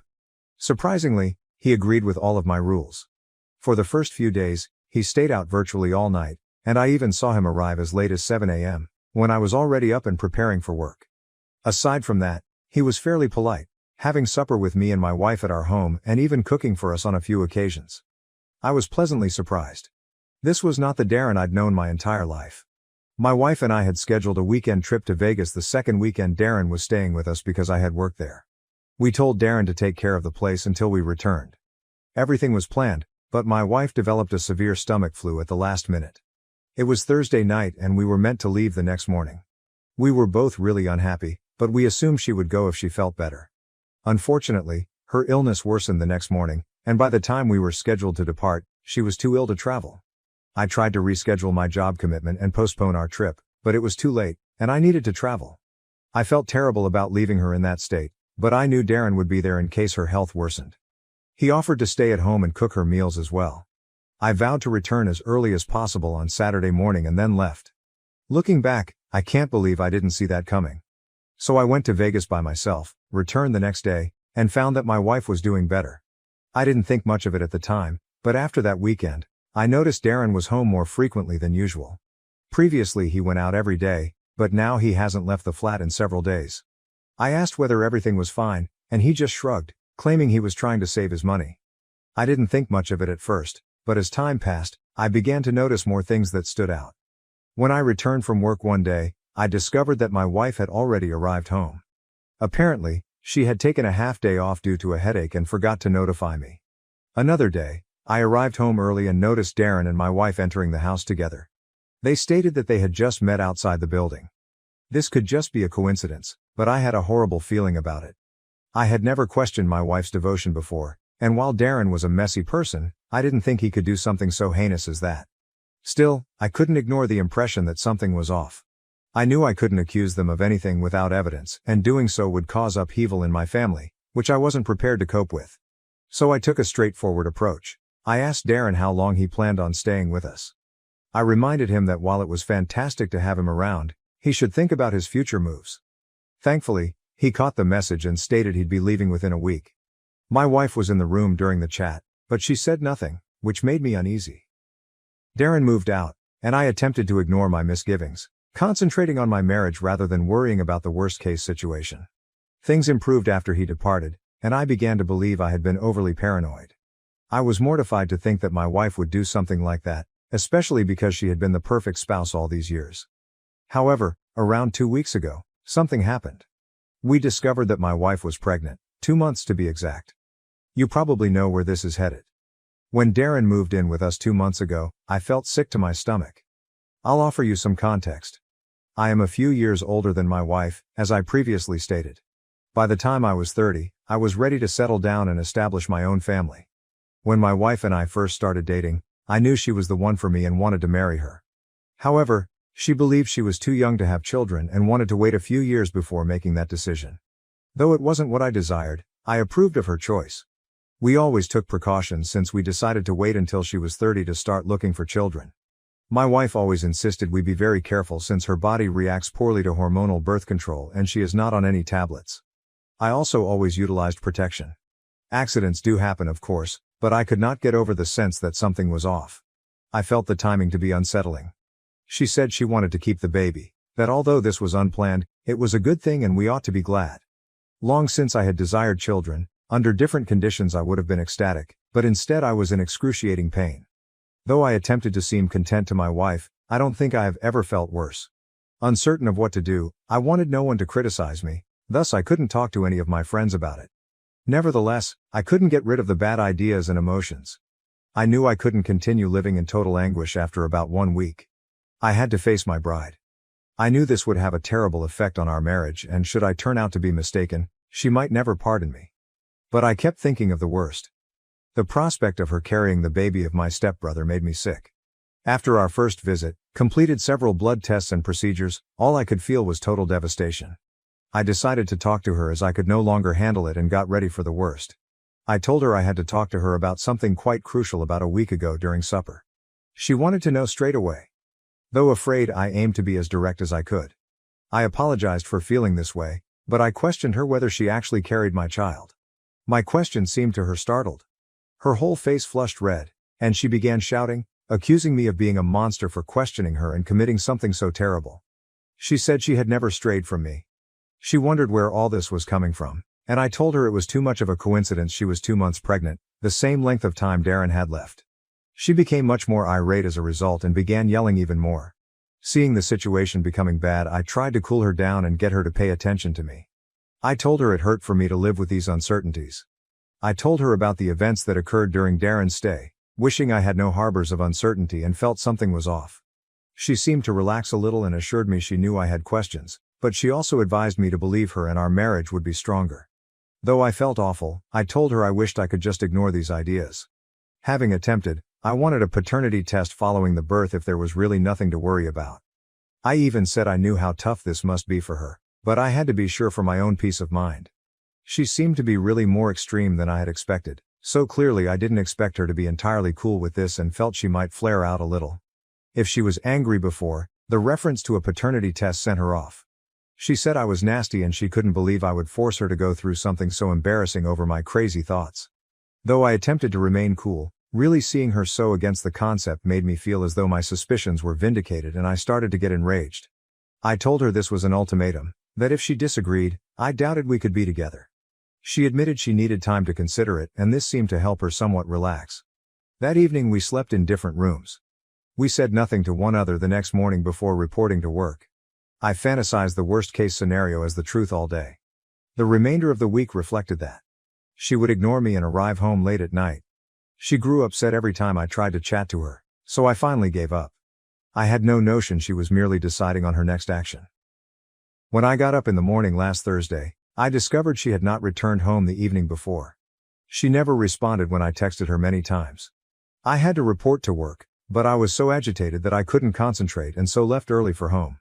I waited hours for her, but I grew rather concerned when she still hadn't returned home by 9 p.m. and would not answer my calls. Not sure what else to do, I asked her assistant at work about her. My surprise was that she hadn't been to work and had taken 2 personal days. Her assistant expressed amazement at my ignorance of this. I was somewhat concerned at that point and phoned some of her friends to see whether she was with any of them. I started picturing the worst when all of them claimed they hadn't heard from her. I fretted about her leaving me or about something happening to her. I asked my mother-in-law, MIL, a last resort, whether she was with her. She wasn't, but upon learning my wife had vanished for 2 days, my MIL started to get really concerned. She promised to try to get to her and let me know whether there was any update. Should she still be inaccessible, we agreed to phone 911. I was completely terrified in the next half hour, but suddenly my wife called. She stated she was absolutely fine, wanted some time to sort things out, and that I had no need to stress her out for no cause or involve her mother. She sounded even angry, very apathetic. I became enraged when she showed no regard for freaking me out, but I calmed down and asked her where she was and when she was returning. She hung up, then declared she would be returning early the next morning. Frayed and somewhat angry, I went to bed. I considered spending some time apart from her. I had no idea what lay ahead of me. The next morning she woke me up and seemed especially content. She stated she was fixing a problem, when I asked her where she had been the day before. Trust me when I say I spent weeks considering every conceivable scenario that might go wrong. What she said next was crazier than anything I could have imagined. She explained that this pregnancy was killing our marriage and causing foolish questions in my head, hence she decided to rescue our marriage by means of an abortion. She met my eyes squarely and stated, now I had no reason to question her loyalty, we could start our marriage anew. I looked astounded. I had never used that word and really meant it before in my life. I simply asked her if she was kidding after just staring at her. She stated she was totally serious and hoped I could unwind now and stop allowing stupid worries to disturb me anymore. That served as my breaking point. After several more minutes of staring at her, I stood up and departed. Spending another second with her worried me that I would have some kind of mental collapse. She started to follow me, but if she wanted peace, I advised her to avoid me. I guess my tone was severe enough to stop her. I phoned my attorney on the way out of the building to let her know I was divorcing my wife and needed to start the process immediately. I also scheduled a meeting for the following morning and advised her we had to make sure my wife missed a penny of my money. Though I had no idea exactly how things would turn out, I knew what I had to do. I asked Darren where he was when I phoned. He claimed to be in Atlanta, someplace. I asked him not to waste my time. Simply admit that they had slept together. I was divorcing my wife. He said nothing for a few minutes, then simply apologized to me. That helped me too. I understood there was nothing else to say. For the evening I checked into a hotel and got ready for what I knew was in store. I woke up the next morning, headed straight to my attorney, and gave her all the specifics, the infidelity, the abortion, everything. She claimed that we did have a shot, even though it's tough to have a clean divorce with no alimony unless both sides come to a mutual understanding, as my wife has a high-paying job of her own and is most certainly the one at fault here. Really, I was more concerned with the cause than with the money. With this woman I was finished. She could be very frigid, which astounded me. It seemed like I had lived all these years among strangers. The person I loved and married would not be able to do anything this crazy. She had slept with my stepbrother, but there was still a possibility she was pregnant with my baby. Now we would never know. Changing my plans to suit her wants, and doing everything I could to be a decent husband, after almost 6 years in this marriage, this is what I received. Inquiring whether she was at work, I phoned her assistant. She became. I urged her not to tell my wife I phoned and lied about arranging a surprise for her. I then headed home, loaded as many of her items as I could into 3 suitcases, and arranged them in the hall. Changing our locks and phoning a locksmith came next. I wanted no sight of her. I wanted her out of my house, gone. Not wanting to be home when she got back, I then stuffed some of my own items in an overnight bag and headed back to my hotel.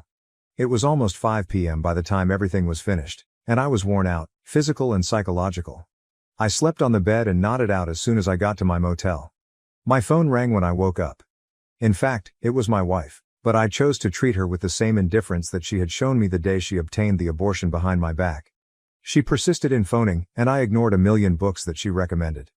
Regarding all that, I had nothing to say to her. She stopped at last after over an hour of unrelenting calls. She had apparently given up, but then I received a text from Darren stating she had contacted him and inquired as to whether I had spoken with him. It was finished, he informed her. I knew everything. Again over text, he apologized. I couldn't care less. Not texting him either, I started considering what to do next. The following phase was where I might have gone a little too far, but I was devastated and embarrassed. What else to do eluded me. One thing you should know about my wife is that she is from a quite traditional Southern background. They do things a particular way over there, and since we were married, she has been under pressure to have children. I had been on her side at every family gathering for years, helping to back our slow approach. I never once said that her desire to wait was the sole reason we weren't trying for children. I knew that her family would not be very happy if they discovered she had an abortion and cheated. I thus decided to phone my mother-in-law and simply be petty once in a lifetime. I gently went over everything with her and advised her that I was divorcing her daughter for betraying my confidence. She first doubted me and sounded embarrassed. About the abortion, I could show her the positive pregnancy test and the doctor's notes from our first appointment. Darren had previously acknowledged the affair. She may have her daughter clarify the rest. My wife was blowing up my phone in no time, exactly as I had anticipated.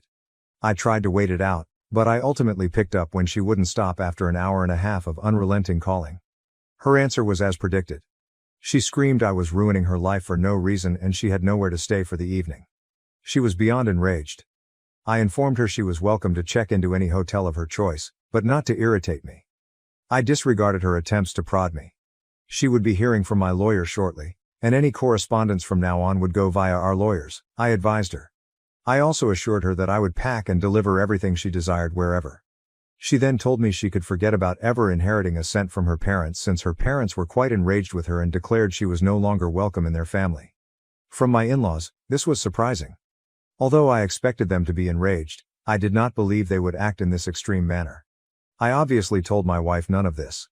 Rather, I advised her she should have considered this before turning around behind my back and that none of my concern was what her parents chose to do. Saying I shouldn't have dragged her parents into our marital troubles since now her life was shattered and she had nobody left, she labeled me immature and petty. I hung up on her and replied I couldn't care less. She then started texting me endlessly, calling every name under the sun, threatening to steal every dollar I had and cause me to repent everything. My father-in-law called me as well. He apologized to me for what his daughter had done. He was embarrassed of her. Hoping this would teach her a lesson, he informed me they were done letting her get away with anything. I was more than glad to provide him with the doctor's reports he requested. That was a couple hours ago, and my wife keeps contacting me. I'm thinking about just blocking her. But somewhere in the back of my mind there is a niggling voice reminding me I might have gone too far and ought to have kept this between the two of us. Although I absolutely have second thoughts about the divorce and I don't regret shutting her out of my apartment. I realize what a major blow it is to her to be cut off from her parents. Am I the asshole for telling my in-laws about my wife's adultery and abortion? Update 1. I want to thank everyone who helped me. Those of you who shared your own tales made me feel far less alone than I was feeling and also helped me relax about my response. Working through the divorce has not been simple. She is determined about receiving alimony and won't help me.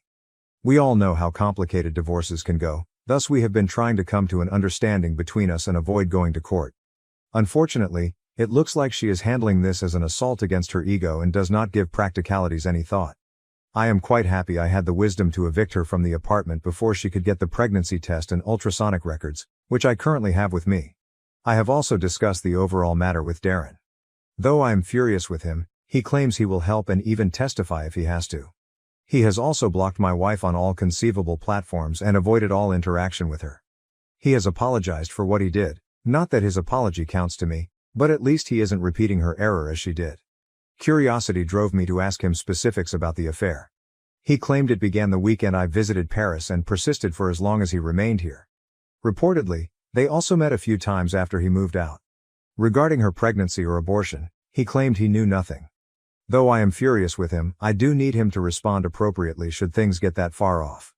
Knowing that he depends on my dad financially, his funds have gone out, I also realize the only reason he is suddenly so thoughtful of my needs is clearly, my dad will be cut off completely should he exacerbate the problem in any form. According to my dad, Darren's lack of immediate cutoff is just a result of our maybe need for him should the divorce get messy. It hasn't been easy. I'm trying as hard as I can not let me snap at him. Apart from that I have moved into my apartment, otherwise, there is not any more positive news as yet. I cannot pretend to be sympathetic. I know exactly where she is. I am not likely to lose this flat as I have owned it for considerably longer than my marriage has lasted. For now just that is all. I am preparing for the divorce to get more ugly. I have no other option. Once things calm down enough, I'll attempt to let you know people. Update 2. I am formally divorcing you people. My last update was 6 months ago, hence I have been really busy. Things have advanced with the divorce since then. Originally challenging, my wife changed her behavior following multiple pre-trial hearings, depositions and settlement negotiations. It became evident that if we let this go to trial, it would only end badly for her. Darren answered under oath. Already, we had proof of her pregnancy. For her statement, we called in our OB/GYN, she supported us on everything. Especially exposing were the depositions. My wife had to respond to some difficult questions under oath, and her behavior, along with tail contradictions, only worked against her. Darren's deposition validated our suspicions. Although his apologies meant nothing to me, it was an important piece of proof. On his phone they also foolishly snapped some images in private situations during the encounter. She could not later on ignore the reality. We traveled to settlement conferences following the depositions. These were uncomfortable, but given her high-paying work and the strong proof of her infidelity, my wife's lawyers seemed to understand that pursuing alimony wouldn't be successful. Her request for alimony clearly wouldn't stand up in court. While we were ready to resolve things amicably, I wasn't going to be taken advantage of. My wife gave up at last. She committed herself to not claiming any alimony. Given her efforts during our marriage, the settlement also guaranteed that she would not get any more than what we decided upon. This was fair. I'm happy the last decision was taken without calling for a pointless trial that would have simply sapped my funds and time. She will have her own stuff. We have fairly split our shared assets. The settlement guarantees our ability to go on free from more entanglement. Though I am glad everything is over now, I cannot help but feel as though all of this has been a great waste of my time. Not only the divorce, but the entire marriage. I find it hard to believe I squandered time and effort and strayed from my intentions to start a family for someone who would not hesitate to toss it all aside for basically nothing. I appreciate your support and counsel all around. It has been really helpful at this difficult period. If someone else is experiencing something like this, keep strong and rely on your support system. Things will improve. Update 3. Although I'm not sure whether anyone is still interested, I wrote in this subreddit at the start of the year and it has been a few months since my last update. I heard from my dad a few hours ago. Not expecting much, I picked up and was genuinely perplexed about how to respond when he told me. Darren and my ex-wife apparently are seeing one other once more. I hadn't heard from any of them and didn't realize Darren came to the city after finding employment here. I suppose it was sufficient to reignite their love and she apparently forgot all the slights she had aimed at him during the divorce. I get turned off. I feel duped and that someone made a fool of me. According to my dad, he has made it abundantly evident to Darren and my stepmother that he wants nothing to do with him going forward. At least, having my old dad by my side feels great. Still, that is that. I don't think I will have any more updates for you folks as I hope I won't hear anything about this anymore. I discovered a secret warning from my boyfriend's ex and the terrifying truth was revealed. Original post, August 27, 2024 throwaway account because I don't want my boyfriend to find this. I posted this elsewhere but thought this subreddit could help too. I, 28F, and my BF, 30M, who we'll call Steve, have been together for 2 years and have been living together for 8 months. I was cleaning our apartment when I found a note in the back of a cabinet. For context's sake, I'll copy it below. Dear Steve's future girlfriend, I know it's you reading this because he'd never clean back here. I'm putting this here because I'm leaving him soon and want to warn you about him. He will not clean. He will not listen. He will make everything feel like it's your fault. It's not your fault, he's just an incompetent man. I'm leaving him, I suggest you do the same. Best wishes, Natalia. Name changed. I read the note and brought it to show to him and hear his response. He immediately ripped it up and said not to listen to it, that she was crazy and untrustworthy. I told him that the fact that he hasn't found it in the 5 years since they broke up is a red flag to me because it does mean he's never cleaned back there and that he has been cleaning less and less since I moved in. He told me that it wasn't a problem before the note, this is just his ex continuing to manipulate and ruin his life and I was letting it work. We continued to argue along the same lines and I eventually left to spend the night at a friend's place. Steve has been a great boyfriend so far. He gets along with my family. He has given me gifts and flowers and always tells me how much he loves me. He's not wrong that the cleaning hasn't really been brought up before. The note made me realize it had been less and less and that we needed to have a full conversation. He texted me afterwards saying he's sorry that I felt like I had to leave but that it's an asshole move for me to take a note over our 2-year relationship and to leave him and our pets alone. I don't know what to do or what to believe right now. I'm contemplating trying to find and reach out to Natalia. Her name in real life is pretty unique so I think I could find her. Steve thinks I should come back home and let it go, that his past should affect our future. I feel like I could be the asshole because everything Steve has said about Natalia does make it sound like she was manipulative and petty throughout their relationship, but I don't know what to trust. Edit. I realized I didn't clarify enough about the points, especially the cleaning. Thought I'd add it here. When we moved in together 8 months ago, the cleaning was 50/50ths. Since then, he's been doing things less and less and I'd say it's at like 70/30ths. Maybe 60/40ths if he listens to me right away. It depends on the week.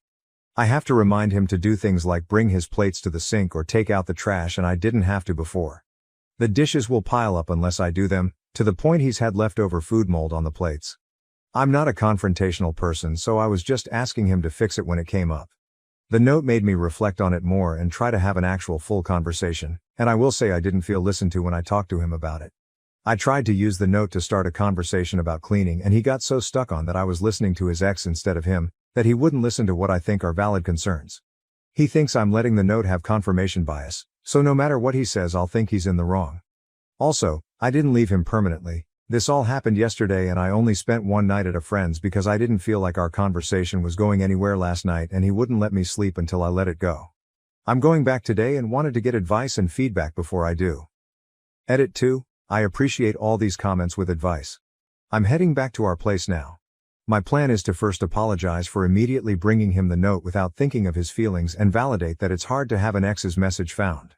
That being said, you're all right that I've been letting the cleaning stuff get away. I don't want to be in a relationship where I have to ask him repeatedly to clean. It was pointed out to me that he should have cleaned the shelves during his move from his ex's place. The fact that it hasn't been touched in 5 years is forcing me to take it seriously. I don't want to throw away 2 years, so I'm going to ask him to come up with some clear cleaning expectations with me and designated chores. I will make it clear that cleaning is absolutely a deal breaker for me. It's his decision on how he wants to respond. I'll try to update you all. Again, thank you so much for the advice. Update. I followed your advice from the last post and tried to have a calm discussion with Steve. When I apologized for confronting him with the note, he seemed to take that as an admission of guilt and refused to listen to anything else. I had come up with a list of specific instances of not cleaning like many of you suggested, and he said I was using lists just like his manipulative ex did. So yeah, the crazy ex thing you all said was a red flag was definitely true. When I realized the conversation wasn't going anywhere, he even tried to block me from leaving. That's when I knew it was done and left immediately. 2 years down the drain, but I'm glad I had the wake-up call before it was too late. I will let him cool off and then will ask my brother to come with me to grab my things while he's not there. He has a strict work schedule, so I think it'll work out. I am planning on leaving a note there, but probably a little longer with the advice to not show it to him. I'm leaving it in the exact same place, so if he doesn't learn his lesson about cleaning, it'll come to haunt him. All he has to do is clean. The biggest surprise out of all of this is that I didn't reach out to Natalia, she reached out to me. Apparently he borrowed his friend's phone to call her, screaming that she's ruining his life still. The fact that she blocked him and he still had her number memorized just further confirms he was the crazy ex, not her. Natalia found me on social media and wanted to make sure I was okay and was especially concerned that he'd gaslight me like he tried with her. I thanked her for leaving me the note and saving me time. We scheduled coffee for Thursday afternoon. I wanted to thank you all again for the advice, especially the person who posted the Love is Respect website. I took the healthy relationship quiz after our conversation and it wasn't great. You called out how he was weaning me into an unhealthy relationship so well. For now, my friend said I can stay until I find a new place. I have emergency savings and a decent job, so I'm in a privileged place when it comes to this messy breakup and I'm just trying to feel grateful for that. Just posted my final update separately. Thank you all for everything. Relevant comments. Commenter. So, what is your experience with #2 and #3 of Natalia's notes? Did you see some truth in her words there with your own past experiences with Steve? OOP, he does listen to me, I think, like when he gets me flowers, he knows my favorite. We have some hobbies in common and love to talk about them. I feel like the most he's not listened to is in this situation because he refused to get past the fact that I'm listening to his ex over him. That being said, since we moved in together, I do feel like he's putting in less effort when it comes to starting conversations or initiating quality time to #3. This is hard for me to answer. I think I can be a people pleaser and tend to think things are my fault anyway, but he's never directly said that's your fault when it comes to conflict. OOP responds to the issues she has with her boyfriend's cleaning after showing him the note. OP, thank you for your feedback. I'm looking for a balanced perspective, so I appreciate this comment. I did have an issue with his lack of cleaning and have asked him repeatedly to clean up after himself, and it hasn't really improved. I agree that I should have sat down to have this full conversation about it earlier instead of using this note to do so. I'm questioning our relationship based on his response to the note, not the note itself, as he raised his voice a bit. Also, other people commented about the letting me go to sleep thing, and I'm now also realizing that's not okay. I'm not sure what to do. I will go back to our place in an hour and am trying to come up with ideas for the conversation. I agree I should apologize for immediately bringing him the note and trying to talk about the cleaning instead of comforting him that someone in his past was playing games. Update, August 28, 2024. As you can tell by my original post, I like to do things right away. It was definitely a mistake to bring him the note right away, but doing the things I did this morning right away was not a mistake as it allowed me to save my pets. First, I want to respond to the comments saying I broke up a 2-year relationship over a note and chores. No, I broke up a 2-year relationship because when I tried to come up with solutions to an unequal situation, his response was to yell and try to convince me there was no problem except me. The final straw was when he physically blocked me from leaving the house after he was screaming at me. That is not okay, and no one should stay with a man who responds to conflict like that. The actual update. I wound up texting the post to Natalia last night and she thought it was great. She, like some of you, asked me about the pets. For context, one of the things Steve and I connected on was our love for little creatures. It's why I thought he was such a great guy, because if he could take such intricate care of his lizard, he could do the same with me. I was very wrong. He has one lizard he bought before me and then we bought 2 frogs together. I have a snake I brought with me when I moved in.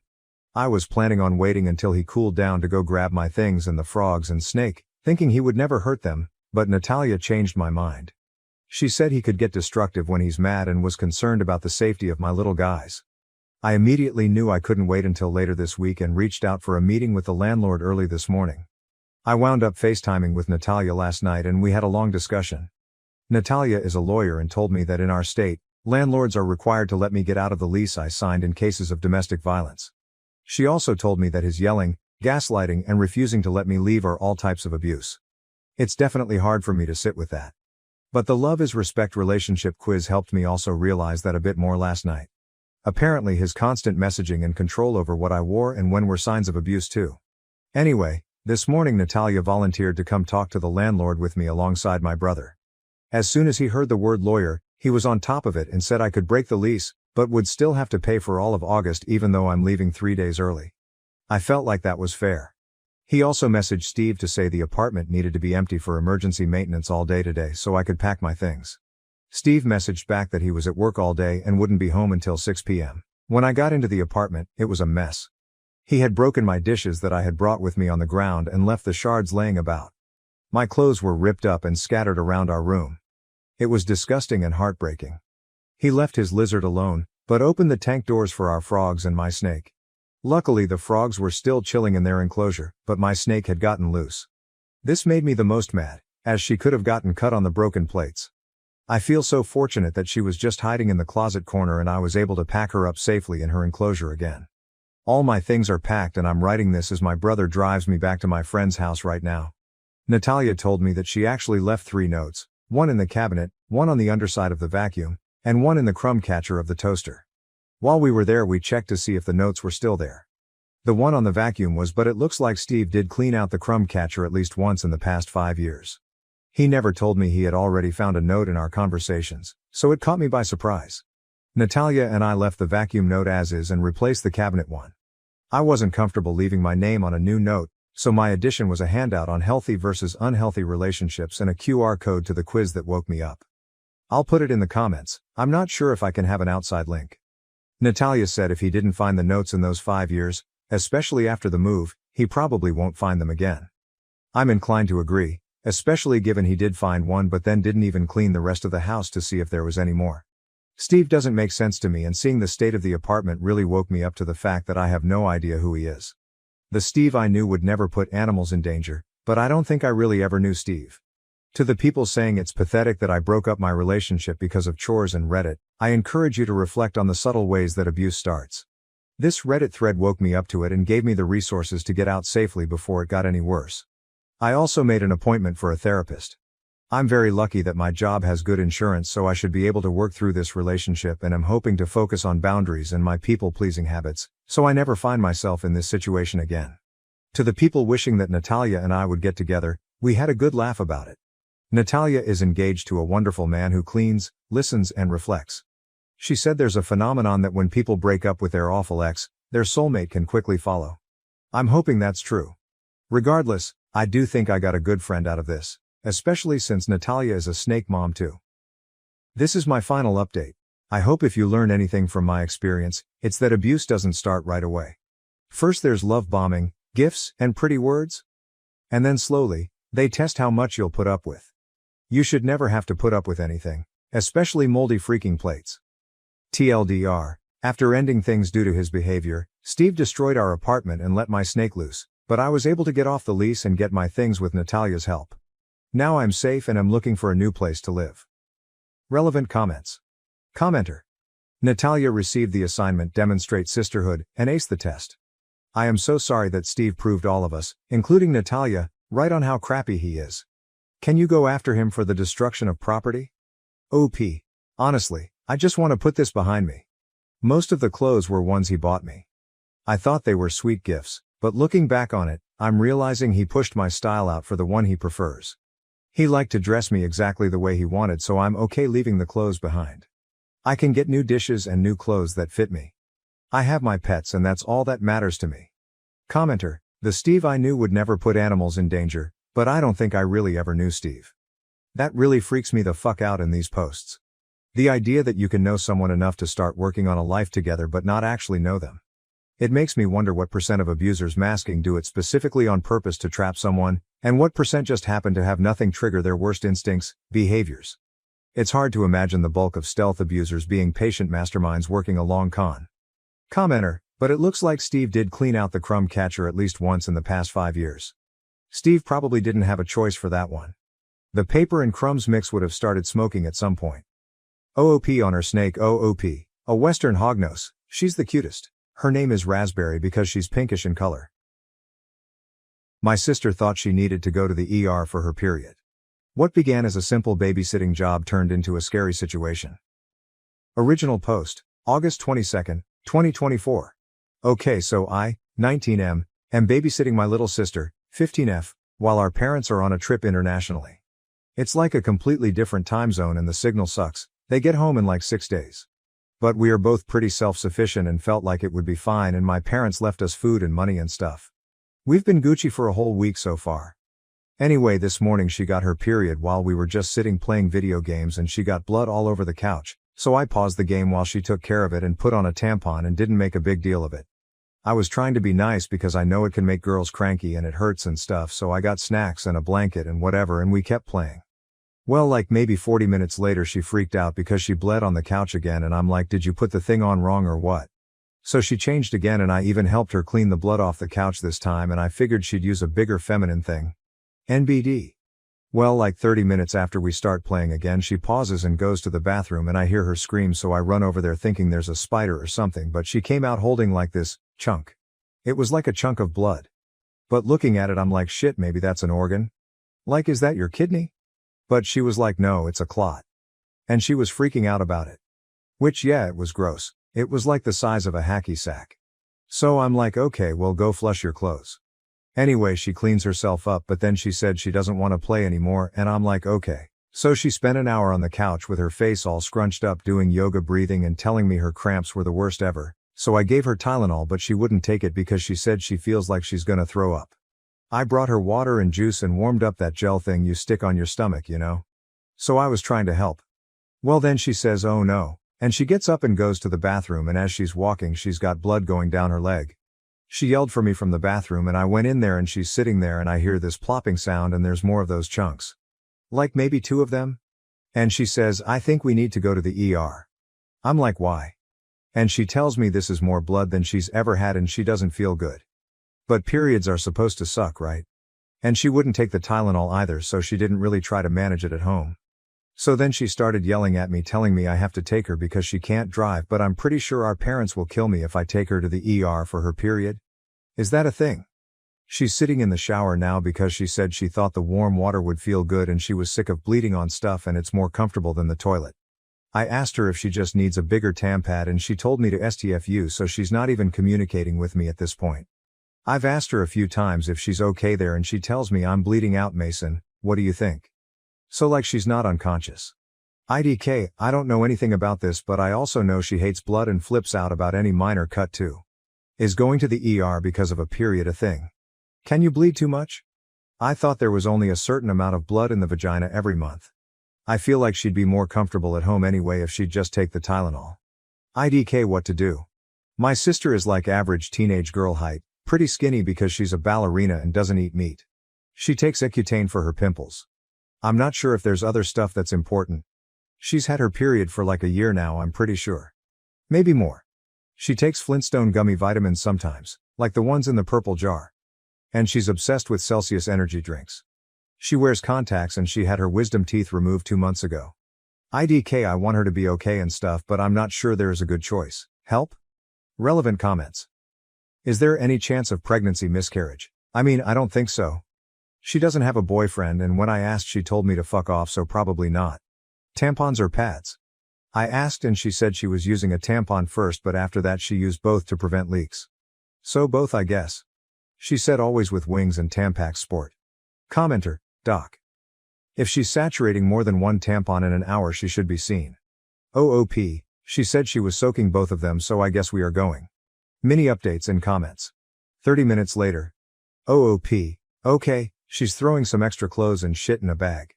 I'm trying to think what my mom would do, so I brought water bottles, sunscreen, and snacks. And something to do. Commenter, well, you don't need sunscreen at the hospital. Extra clothes. Maybe a water bottle, snacks are good. Insurance card? And call your parents. Didn't they leave another adult's number for you to call in an emergency? Do you have another relative? OOP, oh shit, yeah, I gotta tell my parents. Fuck. I mean, no they didn't, but I think it's because I'm an adult. Any other adults? OOP, all our relatives live on the other side of the country. But like she has friends and they have moms? But she wasn't into the idea of asking them. Commenter, let this be a lesson to you. If a woman says this is wrong, this doesn't seem normal, about her own body, try listening to her and not making her jump through hoops convincing you something is wrong while you ask the internet for advice. Just listen to her. OP. Yeah, I was being a dick. The sunscreen. Yeah, lol, I didn't think about the fact that it's inside, just like my mom always yelling about sunscreen. OOP is encouraged to bring a comfort item for his sister. Okay, this makes me feel good because I packed her Squishmallow and I was kind of afraid to tell her I did that in case she thought it was embarrassing or gross. I sent my mom a text. 1 hour later, in response to someone telling him to bring a bowl in case she vomits. Nah fr, I wish I would have read this BC. She threw up in the car twice. She told me to stop driving like Stevie Wonder and I swear I was laughing so hard I almost had to pull over.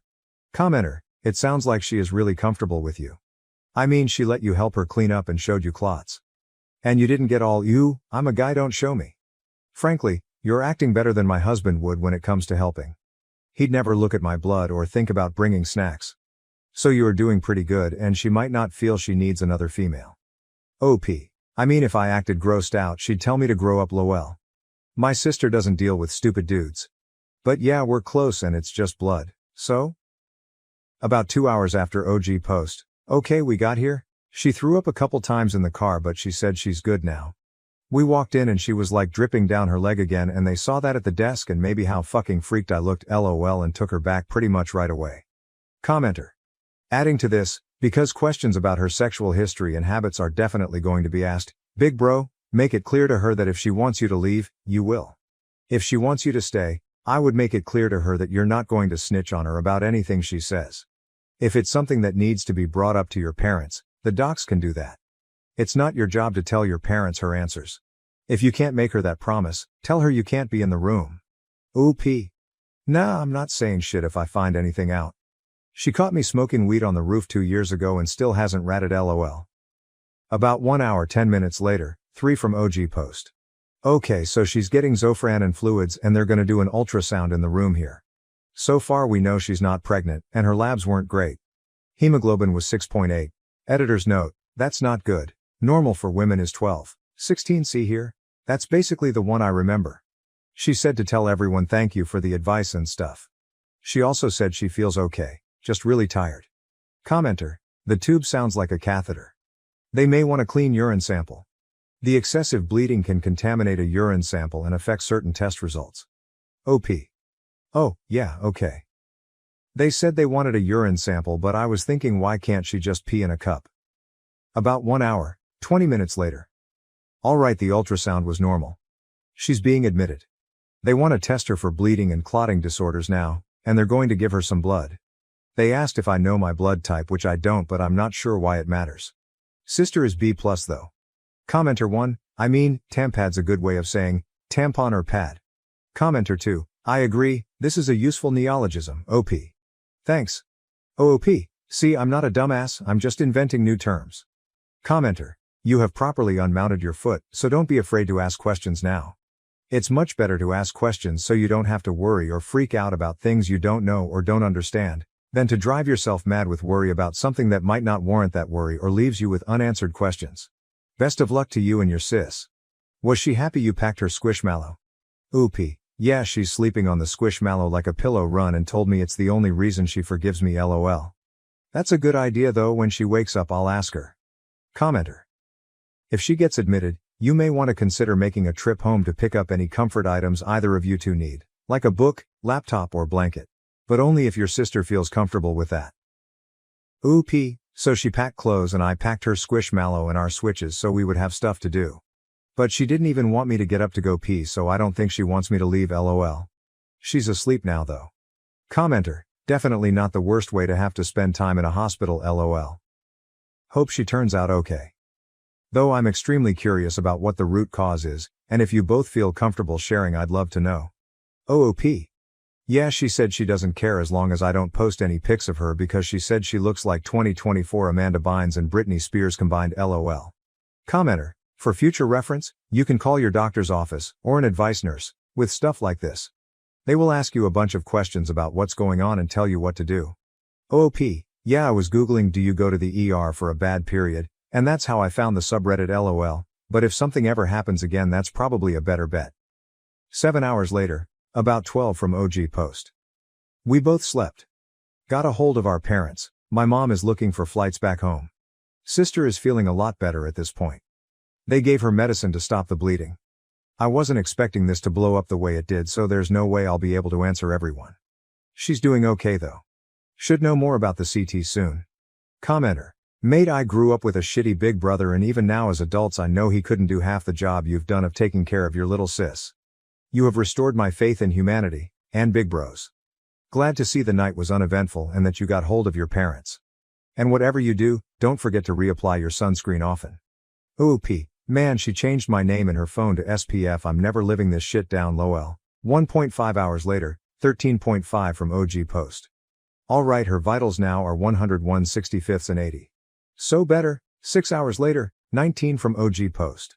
CT was good too. They're pretty sure she has a blood disorder, they're just waiting on the results of it.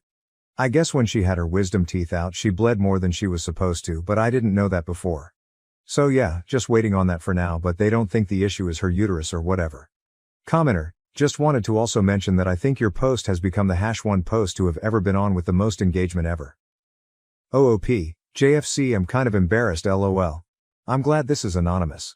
8 hours later, 27 hours from OG post. Alright, I'm gonna try here instead of a post and hopefully be more covert lol, but could someone that knows about it tell me about type 2 von Willebrand's? Like the blood disorder? Because the internet says everything from like it's mild to it's life-threatening and I just want to know more about it and like how it affects day-to-day life and stuff. I appreciate the help with my sister before too. It's cool you guys just do this. Comments on another sub. OOP. Yeah, it got scary fast, it was crazy, but like no one has ever brought up taking her to the ER for it before, so IDK I thought maybe she was scared because our mom wasn't there to make her feel better and I don't know anything about it. Update 1. Same post. Probably late August 23rd, the following day from OG post. Update. Alright, so I guess I was posting updates in the comments, but it's better here. Anyway, so, my sister is okay. She had some scans that were all fine and they don't think she has fibroids or tumors or anything like that. She's feeling a little better but still staying here at least another day. Our mom and dad are flying home tomorrow now. My mom was pissed I texted her instead of calling at first lol.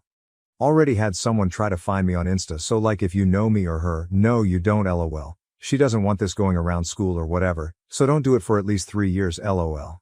She's cool with me updating through without her name or whatever. Also our parents don't know about this either. IDK I feel like we should wait until it's been a few years to tell them too so they don't kill me lol. She's gonna hold this shit over my head forever lol. Anyway, they think she has a blood disorder that makes her not clot right. I'm not 100% sure how it works because she had big clots.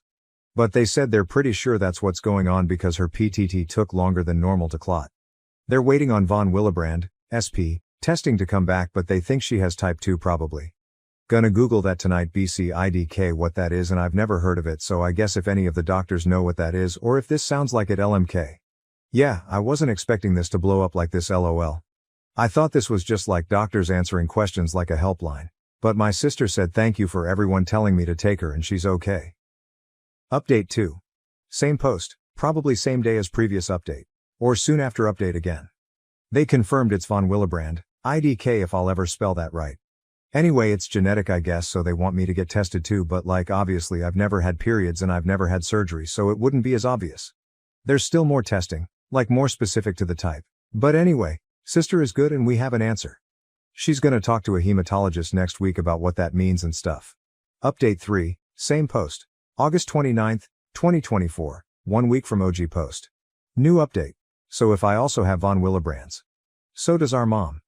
I've always bruised a lot and got super bad nosebleeds, but like I was also a dumbass kid teen who thought life was an audition for Jackass, so I didn't think it was weird lol. Anyway, we're all about to be real familiar with hematology and my mom is pissed she's been told some women just bleed more her whole life lol. Guess my mom and sister weren't just exaggerating when they would say they were bleeding out. So yeah, IG, if you're a girl reading this and you bleed as much as my sister, you should see a doctor. Hopefully no one gets gaslit like my mom did, but yeah. Here's a public apology for being ignorant on what y'all actually go through BC. I thought you could only bleed so much a month, fully willing to admit how fucking stupid that was lol.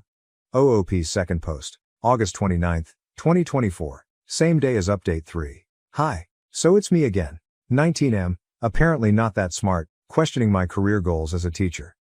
Anyway, my sister was on her period and thought she needed to go to the ER and she actually did. I've got another question now, but first, thank you to everyone who answered my first post and educated me because she was in rough shape. Except for the girl who suggested drinking whole milk. Even I'm not that fucking stupid WTF. Anyway, my sister has von Willebrand's disease, type 2. My mom and I also have it apparently. My mom just got gaslit for years about how much she bled and it took my sister almost dying for us to all get diagnosed like TF. Anyway, I play in a recreational rugby league. Gonna have to pay dues soon and I don't want to be out the money if I'm gonna get told I shouldn't play anymore. Because it's a contact sport, but I don't see a hematologist for 5 weeks since I'm not urgent lol. So was wondering if any of the doctors know if I'm gonna get told I probably shouldn't play rugby anymore. I also like rock climbing. Is that gonna be out? Should I learn chess or crochet or something? LOL. Thanks again. Relevant comments. Commenter, if you aren't confirmed yet, don't play contact sports right now until at least you get testing. Read that paper as it has a decent list of other sports activities you can do more safely. You do not need to live in a bubble. OOP, okay, yeah, it's confirmed I have it, but I don't know the types and letters and stuff, but yeah, I guess I'm gonna go learn how to play snooker then lol. Thanks commenter, I'm a lurker here because I'm not a doctor. But I am a teacher, and I do remember your post. Teaching is a lovely career, and the profession would benefit from someone as compassionate as you. OOP, LOL, one thing is for sure, no students will get sunburned on my watch. Commenter, thank you so much for this update. Not only is it interesting, but it furthers all of our professional knowledge base when we are able to hear how things turned out. Good luck to you and your family.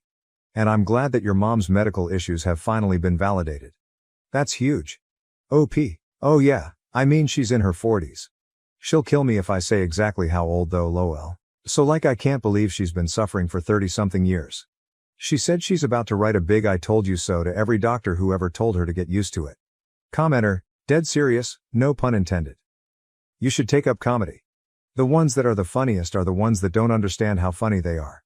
I'm glad your sister is okay and I hope you're good too. Oh yeah, I'm totally good. Thanks man.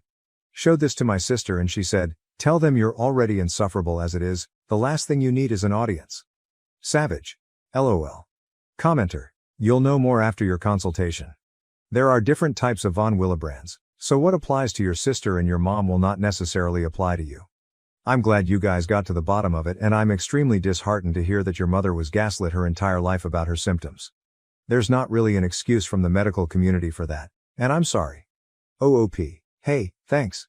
It's good to know it might not be the same.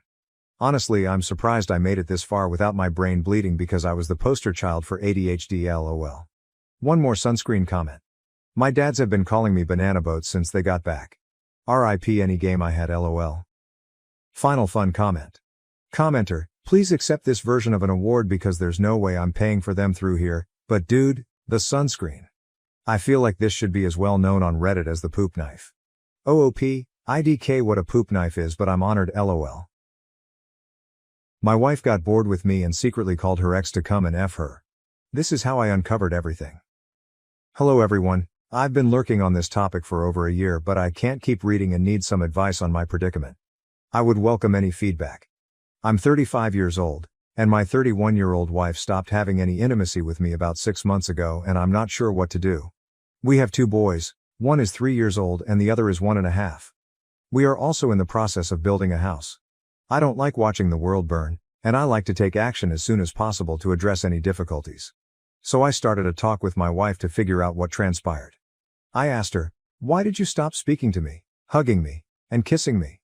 Why did you get concerned about the contact of my hand on your body? Why did you stop having any type of closeness with me?" She was initially reluctant to speak. There was a difficult cover to breach, but she eventually opened up. What I discovered is that I'm not enough for her. She's doing everything alone. Can't rely on me, and feels like she's wearing the pants around the house. She told me she makes all of the decisions and handles the kids on her own. She even stated, "You would be better alone." She mentioned that I'm an introvert, but not a diehard one, among other things. It was upsetting to hear, but I accepted her words. I assured her I understood her suffering and promised to improve my behavior so she wouldn't have to worry about it. I love her so much that I'd rather agree than start a fight. However, I have my own thoughts, which occasionally prevent me from sleeping. A major red flag led me to this group. Her accusations are false, in my opinion, yet I honestly believe I meet the standards of a good husband. I work from home for about 8 to 9 hours per day, but then I care for my boys. I play with them, feed them, take the older one swimming, put them to bed and so on. I can also get up in the middle of the night if necessary. Aside from caring for the children, I help with housework. I do the dishes, grocery shopping, and some cleaning, but she likes to clean because I am not as efficient. I handle the car and other aspects of our new home. I do a lot to make her life simpler, and I know it's difficult with 2 little sons. The truth is, I'm not someone who is constantly proactive. Some folks can't sit on the couch for more than 5 minutes without thinking about what to do next, what to mend, what business to start, or what duties to complete. Her father is like this, but I am not. Once the kids are asleep, the work is completed, and the house is cleaned, I prefer to relax by watching a movie or playing video games. I am also not the sort to start my own business. I am skilled in my profession and prefer to be instructed what to do in order to do my tasks successfully. There are plenty of people like that, and I'm not ashamed of it. I don't pursue a glamorous career. I don't imagine having millions in my bank account. I'm simply a regular guy, a good-looking one, who wants to have a healthy, happy family while earning a reasonable living. I knew she was having problems with that, despite having been happily married for 4 years and together for 5 years prior. The conversation happened in December. After that, I began to work against my personality, which resulted in some proactive effort, such as additional groceries and house repairs. Basically, not sitting on my butt in the evenings. There's no rest. She liked it, but it didn't improve her attitude toward me, so I had to initiate a second conversation. Given how she treated me, I questioned her from the outset. "Do you want to save the marriage?" She said, "I don't know."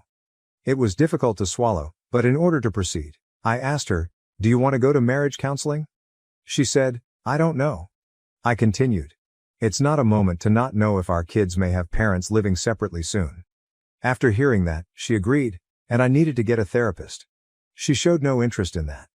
During our conversation, she revealed to me several sad truths such as, "I married you simply to impress my parents and married sisters so that we might have a large happy family with beautiful children.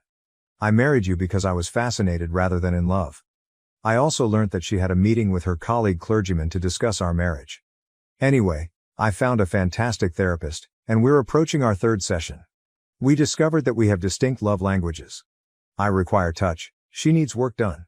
However, she hasn't touched me since we started counseling. No hugging.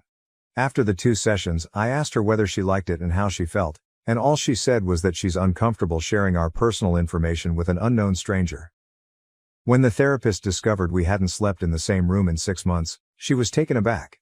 My wife said that it is because she is sleeping with the children in the bed, and there is no room for me. The therapist responded that not allowing a husband in the bedroom sets a negative example for the children, and that if there isn't enough room on the bed, go to IKEA and buy a single bed and install it next to the larger one. I did exactly that. I bought it, put it together, and am currently sleeping there. Funny thing is, I still feel like I'm sleeping alone. She's far to the left, The boys are in the center, and I'm far to the right. My wife's testimony has altered slightly since the beginning of the issue. She began to express her depression as a result of spending so much time at home with her children. She informed me she said all of those things because she was overly emotional, etc. I would never say anything like that to her under any circumstances, but I guess I had to trust her. She recently returned to work, and we hired a nanny. The only change in her conduct is that we began to communicate, but I am more than just her friend. I am also her spouse, and there is no intimacy. There are no signs that things will improve. She doesn't care about the next marriage counseling appointments, so I have to keep arranging them. She informed me she doesn't need sex and had only done it when I wanted it. I felt like an abuser. She was never into lovemaking. We had it once a week, which was okay with me. It could have happened more frequently, but it was fine. We've had sex twice this year, both out of pity. One was in early January to celebrate my birthday. Now it appears that I need to have a birthday to be laid. The other time was following a counseling session. She just lay there, covering her chest and waiting for me to finish, which made me want it less. That is not what this is meant to be about. When I bring it up, she simply replies, "That's who I am. If you don't like it, simply leave me." I do not know what to do. Please advise. Update 1. There was one instance where my wife attempted to phone her ex-boyfriend 4 times in a row at 10 p.m. She didn't talk to him, but she attempted to contact him. I know this because we used to have an app that saved our 2 phone numbers and allowed me to see incoming and outgoing calls for both. After that, I went crazy. Why does my wife contact her ex 4 times at 10 p.m.? I chose to check her texts on her laptop. I felt bad, but it was justified. We were married, had children, and she was acting strangely. After phoning him 4 times, she texted him, "I'm going to keep calling until you pick up and talk to me like a normal human being." When I asked her about it, she lied and said she wouldn't call him. So I showed her the app and her outgoing calls. She had nothing else to do except admit that she attempted to contact him. I inquired why, and she said that she was phoning back, knowing that she had also written to him after the call.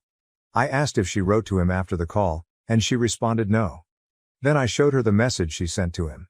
She said that he had gotten drunk and called her, saying some nonsense. When she heard it, she ordered him to fuck off and hung up. Then she felt bad about it and tried calling him 4 times because he didn't answer. Finally, she wrote what she did and he did not respond. I'm not sure what to think about it. It happened about the time she stopped being intimate with me. Her perspective on the scenario is that it is neither strange nor awful, and that hiding it from me was not crucial to her. The point is, any communication with an ex is a terrible sign, and it is unacceptable to me. Is she cheating? We hadn't had any intimacy in 6 months and then the calls came. Update 2. Thanks to everybody for your insights. At first, I couldn't believe how many of you said she was cheating on me. It reminded me of science fiction, something I'd only see in movies. Maybe I thought my wife would never do something like this, but today everything changed. It became a fact. I feel stupid for being just another person in this circumstance, but I guess that's how life works. Now I know I promised to call her ex and speak with her family, but I decided to take a step back and keep it cool. Could you believe how simple that was? All I did was install a voice-activated recorder in our car, not a GPS. It was only there for 3 days. She took the car for work, then went to a workout, and then called him.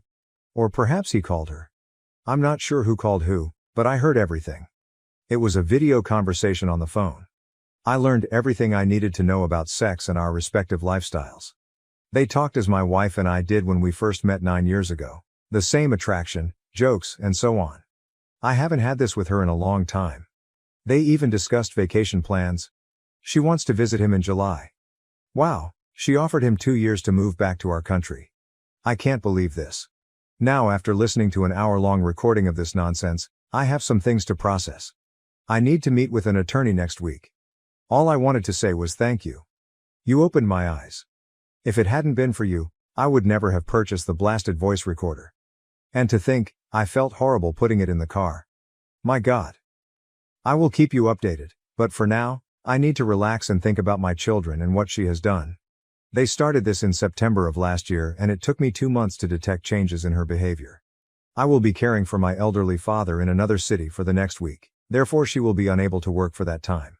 Instead, she'll use my home office. This also indicates she'll most likely be speaking with him in the office. Should I store the recorder in the office for the next week, or do I have enough? Update 3. It began in September of last year and I've been out of the picture for quite some time. Right now, she doesn't want to spend any time with me in the apartment we rent. She always has an excuse, something to do, visiting her parents, going to see her friends, etc. She even falls asleep or simply lies in bed after we put our children to bed, 1 and 3 years old. The recording says it all. She expresses her love for him, her desire to visit him, and to have sex with him. They talk extensively about his personal life. She told him she wanted to go on a trip with him and that she would marry him shortly. She even said she was leaving me. They talked about his preferred love-making position, so sure, they had sex. It is all there. The thing is, she has no idea that I know. Her entire family and circle of friends have no idea. They simply believe we are going through a brief crisis. She is one of 3 Catholic sisters and attends church every Sunday. We live in a tiny town with 20,000 inhabitants. We recently built a house, but it is not finished. I believe she will petition for divorce very soon. I can tell she is suffering with me in the apartment, and she can't take it longer. Her body language and absolute absence of discussion demonstrate this. She wants me to leave soon so that I can be gone for a while, and then, within 2 years, the AP, affair partner, will relocate to the tiny town to live with her and my 2 young sons in our home. In the recording, she says she gives him 2 years to return to our country. People will understand that she needs a father for her children and will not object. The AP is her first boyfriend. And they dated for 7 years before she married me. We have been together for 9 years. The AP lives abroad but makes frequent visits to our country. I refuse to be played that way. I now have an attorney, and we will meet with him soon to discuss this. I can basically ruin her reputation by giving people clips from the recording. Please provide me with any suggestions. What should I do if she served me papers? According to my attorney, my documents will require a month of preparation. I never imagined I would be dealing with a monster like this. Update 4. I visited with the attorney and got some important information. It turns out that destroying her universe would not be a wise decision. We have children, and I'll be co-parenting with her for the next 15 to 16 years. Another reason is that I respect her family and do not want them to serve as witnesses in the divorce. Also, I would not gain custody of the children because they are young and need to remain with their mother in the tiny town, which is an hour away from me in the capital city. I'd be an every other weekend father anyway. Finally, I would not be able to sell our house because the children require adequate living conditions and will not be able to find alternative housing. They are currently living on her father's farm, which is only temporary. As bad as it seems, this is the truth in Poland, Europe.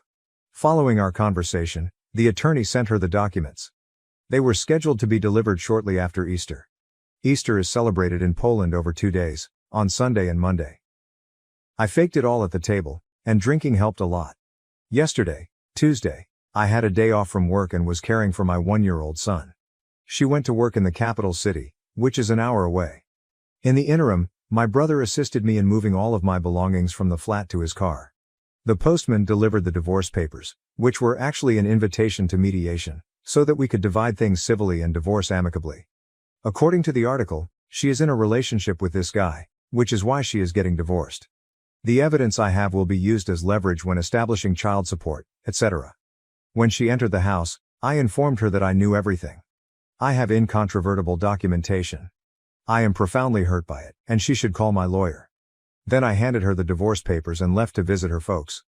Of course, she began to question what and how I knew, and she denied everything. Her parents were shocked, but they believed me. I documented everything, as instructed by my counsel.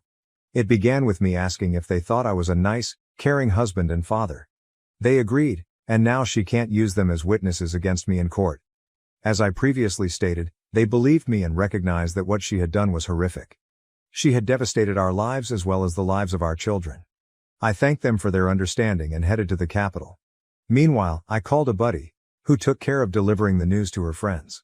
2 hours later, my brother-in-law called to tell me that she admitted to cheating on me with the AP, affair partner, but she did not admit to having sex with him. He told me that everyone was on my side, and she had destroyed our family. He also informed me that her sister had visited my soon-to-be ex-wife and told her how nasty she is. But in the end, he claimed that all could be saved. He had cheated on his wife, she had forgiven him, and they were now happy.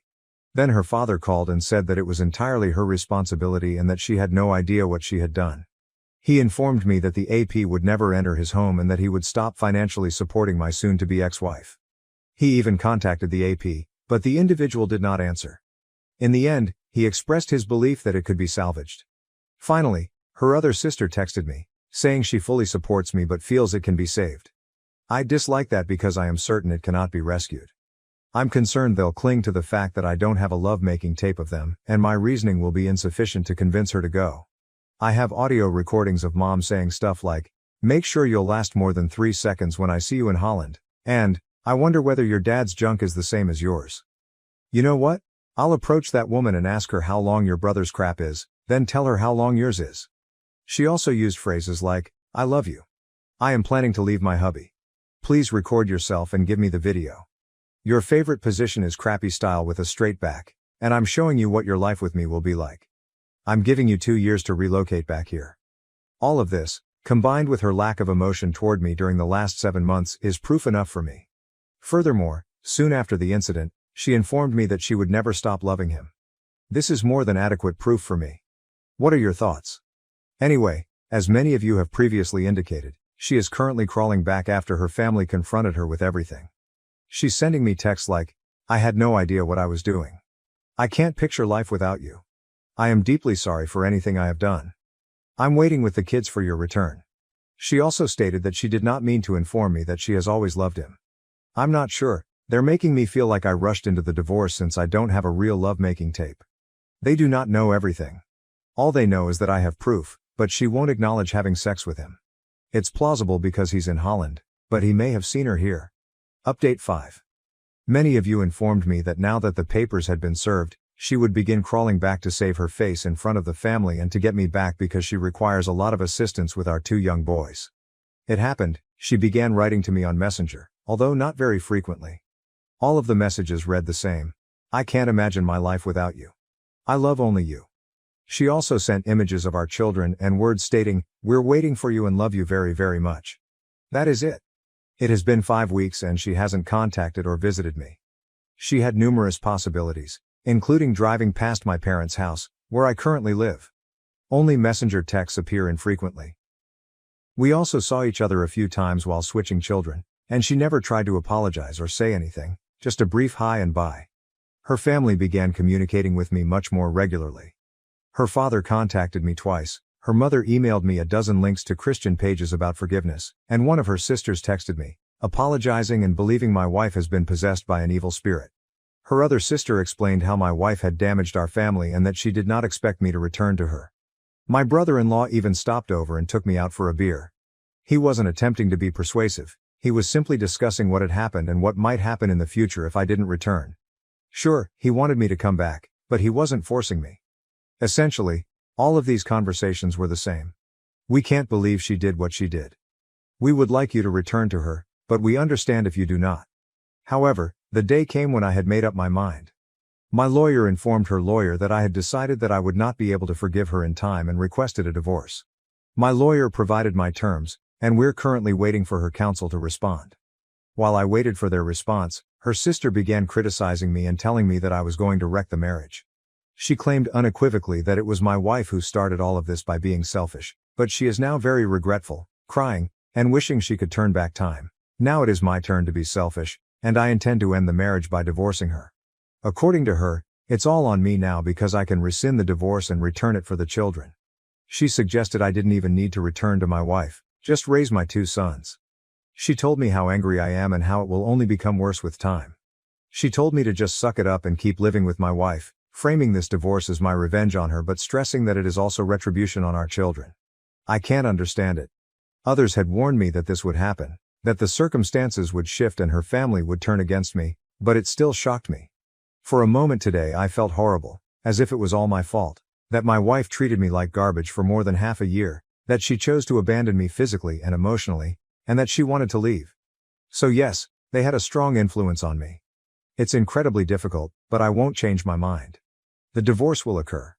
It appears that they now have a narrative in which I am the guy who abandons the kids.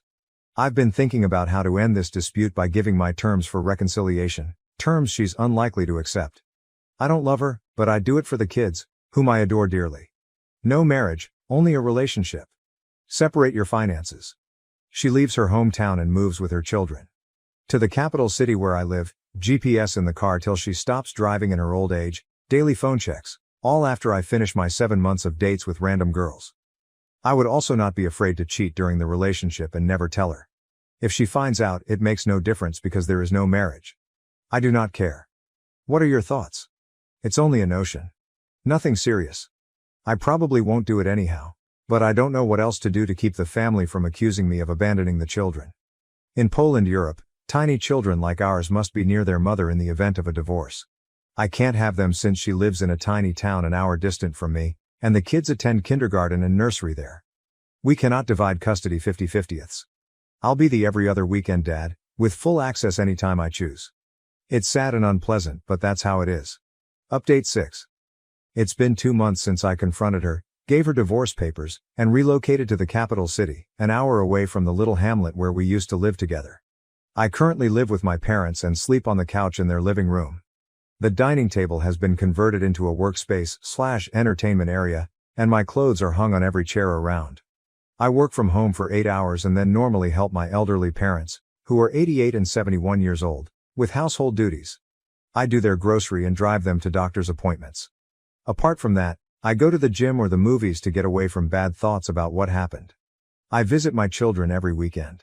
She drops them off, and I take them back. The weekends are fantastic, and I find myself actually happy when I'm with them.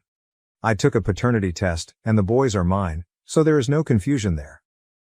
The situation with the divorce terms is currently unknown. It's difficult to predict what will happen because I live with my parents, and as a father of 2 and a mature man, I don't have anywhere else to live. I want a large sum of money from my wife and she is taking over the mortgage for the house. She consented to the mortgage takeover but only offered 1/3 of the amount I requested, citing her contribution to the house's construction. The thing is, I did not cause this circumstance. I'm not guilty, and I need a place to live. 1/3 of the sum I want will not help me buy a flat, so the discussion between our attorneys continues. She's offering me such a low price because she wants to keep the house. However, the last time we spoke, I learnt that she may be forced to sell it.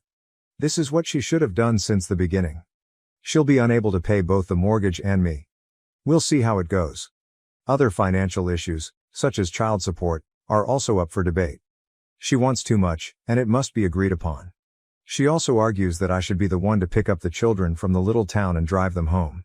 By the end of the weekend, there will have been a lot of fuel and time spent. It should be her dropping them off and me driving them home. As you can see, she is responsible for everything, but she is also willing to argue about the conditions of the divorce. Her sister invited me to attend her daughter's communion last Sunday. I went to spend more time with my boys. Every family member is aware that my decision is definite, therefore they did not even attempt to talk to me about it. I basically took care of my boys while everyone else drank and ate at the table following the ceremony. However, at one point my wife questioned whether my decision was completely final. I glanced at her and said as gently as I could, "Yes, it is final, and nothing will change it. I'm here now for my guys, to spend as much time with them as possible." However, she went on to express her genuine shame and regret for what she had done. She informed me she stopped her relationship with the AP by going to an exorcist, telling him everything about the affair, and then leaving it in God's hands. To that, I said that I don't care about her priest, and if there's anyone she should be telling everything to, it's me. At that point, it was just ludicrous, but I said, "Okay, if you're truly sorry, I'm here to give you one last chance to tell me the whole truth. Tell me how often you had sex with him." She said that she didn't. Then I asked her, "Do you remember that party you held with your work pals in November? Why did you rent a flat for the night, Airbnb, instead of staying at one of your friend's apartments?" After hearing it, she went paralyzed and couldn't say anything except, "Why do you need to keep torturing yourself with it?" I stated that if she was truly sorry, she would stop lying 2 months after I left her. This was just one example. I told her having sex over video chat is the same, and I knew she did it with him. She could not remember how many times she had done it with the AP. After that, I asked her, "How do you picture getting back together? You start a conversation with me, then lie the next second. Do you realize I'll be checking your phone every day? What are your thoughts about that?" She responded, "That would not be trust. It would simply be treating me as rubbish." Then our son intervened, and the conversation was nearing its end. I ended with, "Remember, you didn't just cheat on me. You also cheated on our 2 adorable, wonderful boys." It ruined her. She began shrieking that this was the last time I told her something like that in front of our children. It's interesting because her sister has told me that my wife is hurting and crying every day as a result of all of this. It's a true two-faced woman, sobbing in front of her family while lying to me. She even stated that if she wished, she would join the AP and her family.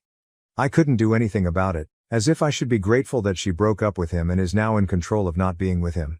So come on. I think I'm simply venting at this point and keeping you updated. Thank you all for your support. I'll be strong and end this mess one day. I believe my boys will want psychological assistance if things do not turn out nicely. The older one has been scared lately, but I will always be there for them. Update 7. Our attorneys finally reached a deal, and the divorce will take place shortly. She has taken over the unfinished house and is now solely responsible for the mortgage. The house is for the kids, and I don't want anyone to tell me later that I sold it as part of my revenge on her. Furthermore, I don't want to live in her small hamlet, which is an hour away from the capital city where I am currently.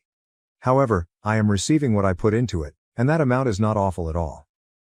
The child support amount is reasonable, and we agreed that she will drop the kids off to my residence in the capital city every other weekend.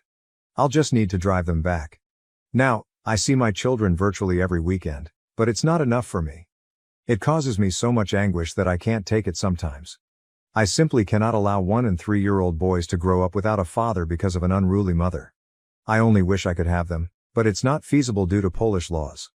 I'll have to start driving there in the middle of the week or something to get by. As for her, she keeps texting me that she loves me, wishes she could go back in time, and is suffering as a result of her actions each day. She softened to the point that she told me that she no longer considers checking her phone to be treating her as garbage. She agreed and said I could do it all the time. She also said we may transfer from the tiny village to the main metropolis. She pledged to tell me everything about the affair, every detail, if I would accept her back. She came to see my parents and apologized. Something must have changed, or someone must have informed her of something. She's now eager to do anything and even displaying some guilt. The last time she messaged me, she said, "Thank you for not selling the house and ending the relationship amicably. Accepting the divorce is synonymous with agreeing to your terms. I'll have to agree in court, but let me assure you that it won't be true. I do not want this divorce, and I adore you. I know you don't believe it and I understand, but I want you to know that I hope to have the opportunity to prove my love to you someday. I adore you and am sorry for everything. There are no words to explain how much I regret everything. Things like those sway me and hinder the healing process. I'd be lying if I said her remarks didn't affect me. The idea of my boys growing up in the capital city rather than the tiny town is appealing. I know she struggles with being alone with 2 tiny boys, but she cheated and wrecked everything. I expected it to grow better with time, but the wound healed quite slowly. I shall remain the course. I'll end this. I'll update one day, maybe when I'm finally happy. What are your thoughts? Do you believe my wife is sincerely sorry? She only agreed to tell me about her infidelity after I stated I might come back, not right away. She didn't offer to let me check her phone immediately. She did not immediately volunteer to go to the metropolis from the tiny village. It took 3 months for her to demonstrate contrition.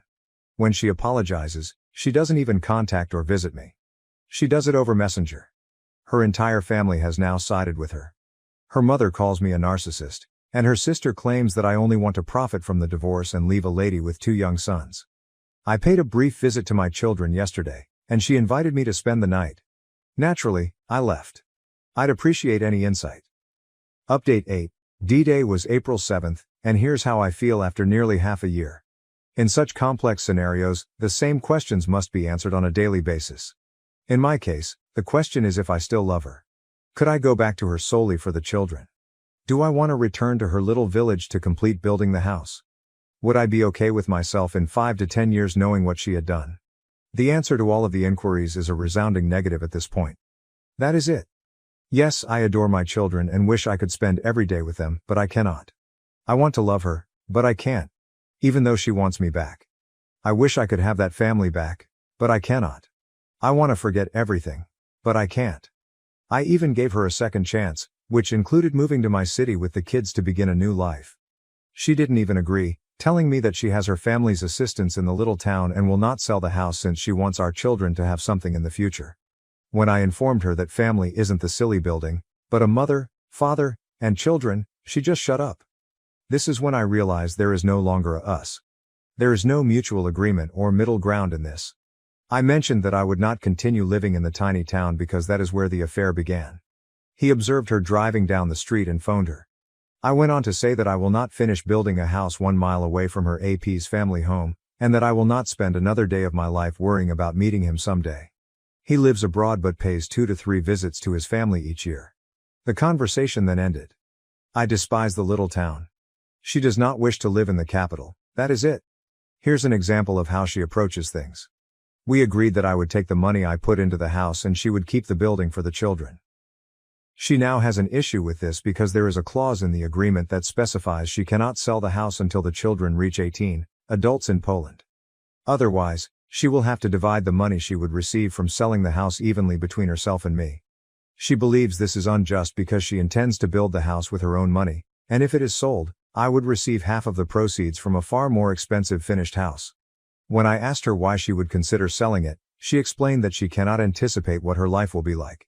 I can't trust her at this point, so I'm considering just selling the building. I can't bear the thought of selling the house I bought for my children. Update 9. She sent me a message today asking for a response to her question. I'm asking you online because if I were to do it in person, we'd just shout at each other. You've told me who I am and what I've done, and you don't want to talk about it anymore. After all of this, do you want to forgive me, put the past behind you and start over with your family, or do you already know you don't and will never be able to forgive me, and you'll never return to us? Please think about it and let me know if you want our marriage back. What does this mean? I don't think she's in a position to demand that I be so detailed right now. I believe there is another person involved, and she wants to discuss the problem with me. I replied, I'm worth more than a messenger conversation, and we'll talk soon. I chatted to her. I laid forth my only 2 conditions for this marriage to last. Move to the capital city and cut all links with the AP and his family. The second is obvious to her, but the first is an insurmountable impediment. She apologizes for her actions, but she refuses to relocate to Warsaw because we will never be able to afford a magnificent large house there, and even tiny apartments are prohibitively expensive to rent. She claims that our children have it easy in the tiny town. She just pays the bills for the flat she presently resides in because it is her father's property. In Warsaw, she would have to spend 4 to 5 times more for a smaller flat, bills and rent. She also has enough friends and family to visit with the kids after work. That is all true. I see the children are pleased, and it is handy for her. She claimed if we moved, only I would be thrilled about it. It would boost my ego. It's just a bad scenario since she's right. Her sister owns the small town's kindergarten, which we pay nearly nothing for. She simply put me in an impossible scenario to solve. Situation: I hold my ground. I will not live in the little town, but it does not make sense for them to relocate. In this scenario, we agreed that I would simply continue to visit and spend as much time as possible with the children. I will continue to take them to Warsaw every other weekend. She informed me she will not date anyone else and will only wait for me, and that I will see for myself in the future, that she will remain single. I find it difficult to believe, but I don't really care. Maybe it's good since the kids will just have me as a father figure, rather than some random guy. During our chat, she said several things that demonstrated that she is not a remorseful person. When I asked why she hadn't phoned me once during our separation and had just texted me, she stated she didn't have time with 2 kids running around the house. She stated that she will never discuss the affair again and will not provide me with any other information if I inquire. She is done with it and will not discuss anything else with me because I informed her family some information she did not want me to share with them. She informed me that the AP had been writing to her for many years and that she had always rejected him, but when he wrote last year, she chose to start an affair with him due to my passive approach. I immediately told her what she said was very horrible, and she rolled her eyes and said, "You're only thinking about yourself. You are the only poor guy in this." Update 10. I've learnt to live alone with little time with my children, and now I want to date again. Actually, I began using dating apps some time ago. I get a good number of matches, and arranging up a date with a nice woman is no problem. In general, I had 2 to 3 short-term relationships that had to terminate since I was always busy with the kids when they wanted to meet. Every other weekend is completely off, although I wish they were longer. I always lied about having a meeting or whatever, and they saw it as a lack of interest on my part. The trouble is, how can I navigate this? For the time being, I don't tell new girls that I'm almost divorced with 2 children. I discovered that the only way for the second or third date to occur is to avoid exposing this too soon. Is there a solution to this? Is there any chance a girl would stick with me if I gave her the truth from the start? Has anyone experienced a similar situation? I don't necessarily want to be in a serious relationship right now, but I hope to be in one in the future. Our strong 5-year relationship collapsed in a single night, leaving me completely heartbroken by the harsh truth. My partner, 25M, is my 26F rock and I'm his. Literally, he tells me that all the time, including yesterday. We've been together for 5 years and have a truly wonderful relationship. Always talking, laughing, comfortable with one another. Able to communicate healthily even when we disagree. After surviving abuse as a child and struggling with unhealthy romantic relationships in the past, the fact that we love each other in a respectful, secure and profoundly healthy way is truly my biggest blessing, and I wake up every day so happy and grateful for him. He is an incredible man with so much drive, intelligence, kindness and gifts to give the world. About a year and a half ago it came up for the first time that we saw ourselves getting married one day. It was such a beautiful moment and it rocked my world to have been vulnerable, said those words, and had him say them too. Since then it's been something incredibly happy that I get to hold in my heart and look forward to. The subject has come up sporadically since then, but I haven't wanted to push it too far since we are young and it is very much an eventually thing. Both of our parents are divorced and he comes from money. He got a lot of strong advice growing up not to marry young and to protect his assets, to see it from a more financial view than I ever have thought of it. Nevertheless, the thought makes me happy and we often daydream about the future we'll build together. The little house in New Hampshire we hope to buy and the dogs and chickens we'll have. These are conversations he participates in and brings up on his own all the time. I want to be able to talk casually about the marriage aspect too, go to bed with a sleepy can't wait to marry you, or love of my life, but for some reason recently whenever the subject has come up he's clammed up and made it feel really serious. This culminated maybe 2 months ago with a really weird conversation in which I sensed he might not have processed what marriage really means in the way that I had, and that he wasn't ready to be talking about this in the way that I was or as much as he had let on. I told him I don't want to put a gun to his head, this is just something that makes me happy to think about and talk about, and I tell him everything. I said I love him for him. I'd wait as long as he needs, but that I firmly didn't want to bring up the subject again until he was comfortable discussing it. I wanted to relieve the pressure on him, and I haven't mentioned it since. Well, yesterday we spent a really lovely day getting lunch and hiking with my family. They live far away so we don't see them very often. My stepsister and her fiancé were there as well, and of course there was a little bit of light conversation about their upcoming wedding. My BF was his usual friendly, easygoing self. I noticed he seemed quiet on the way home and later that evening, so I asked if he was worried about work, but he just said he was tired from a long day traveling. I made him a drink, kissed him on the forehead like I always do and promised we could do whatever he wanted to relax that night. Just did what I normally do when I can tell he's stressed, try to show empathy and take care of him. But then as I'm making dinner he comes over to me and drops this bomb.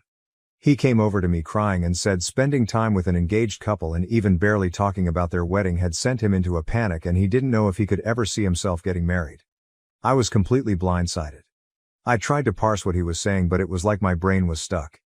Evidently he had been locking himself in his office at work all week crying about this. I kept asking him why he would say he wanted to marry me if he didn't. He said he was lying, basically. That he wanted to give me what he knew I wanted to make me happy. I could only just stare at him open-mouthed. I kept trying to pinpoint if he was saying to me, I don't think I'll be ready to get married for a long time. Or I don't think I'll ever be ready to get married, and I really don't think he knows himself. I don't think he has put any kind of mature thought into marriage at all. It was like talking to a scared child. He kept saying stuff about not knowing where his career will lead or if he'll have money. He has a great job, an outstanding network, and is definitely not poor. Neither of us are. And I was just like, we're a partnership. You wanted to be with me yesterday. You want to be with me today. Do you want to be with me tomorrow? Yes, he said. I said, well, that's all that matters. We have a life we love and we'll take on the future together when it comes. I'm devastated. He left for his mother's house and I don't know when he'll be home. I cannot take another sleeping pill or my heart will stop, but I can't sleep a wink. I literally spiked a 100-degree fever and spent all night sweating and freezing. I had no idea it was possible to be in so much pain it makes you physically sick. This person is the bedrock of my life. We have always had rock-solid confidence that we can trust each other, be vulnerable around each other and be our full authentic selves without inhibition or fear of judgment. We share everything together and we are best friends. He even said that over and over as he sobbed and told me he loved me and that he didn't want to get married. Hours ago I had the most beautiful and solid relationship in the world. Now I don't know if we're going to break up. I'm reeling. I feel like I've been stabbed in the back by my safe space. The earth fell out from under me and I don't even know what to think anymore. TLDR, My boyfriend of 5 years held in all his fears about marriage and commitment, and they all exploded out at once, and now our amazing and healthy relationship could completely sink out of nowhere. Update. I just want to say thank you to every person who commented. I was in an absolute state while writing my original post, and truly thought 8 people would see it. I read every comment. The kind and empathetic advice I received gave me a little bit of hope and peace as I waited, and that was basically the only reason I was able to eat lunch those first 2 days. I want to thank all of you for that. The long and short of it is, he left me. I called him the next day asking when he would come home. He'd told me he needed a day to think, but he was talking like we were broken up. I asked him to at least tell me we're still together. He wouldn't, so yeah. He just torched it in pretty much an instant. I had been leaning a lot on the kind words I received from folks who reassured me that one fight does not need to derail everything we've built over the last 5 years. I took the perspective that the question of marriage was something that we'd need to discuss seriously and hopefully through therapy to arrive at what both of us want. I had no idea he would just upend the table with no warning, without ever expressing his feelings or giving us the chance to address it with even a single conversation. So many of the comments I received revolved around the question, is not marrying him a deal breaker for you? Would you be okay with simply a long-term relationship? I don't know. I would have to search my soul for that answer. But I didn't even get the chance. He made that choice for me. 5 beautiful years and he just fucking left. Needless to say, there were a million better ways to do this while honoring his fears and feelings while still showing me an ounce of respect as his partner and someone who loves him. This owed a conversation. And even if we still reached the same conclusion, I would understand. But this, it's not what I deserve. I did see him one night and we have been texting. He said all of this awful stuff about how he was just trying to tell me everything I wanted to hear and how I wouldn't like the person he really is underneath all of his people-pleasing. He's got a lot of this don't talk about it, just run in his family. Including in his parents' relationships. My partner has always said he doesn't respect this kind of behavior and talked vehemently about how his values are different. Then he just did the same thing.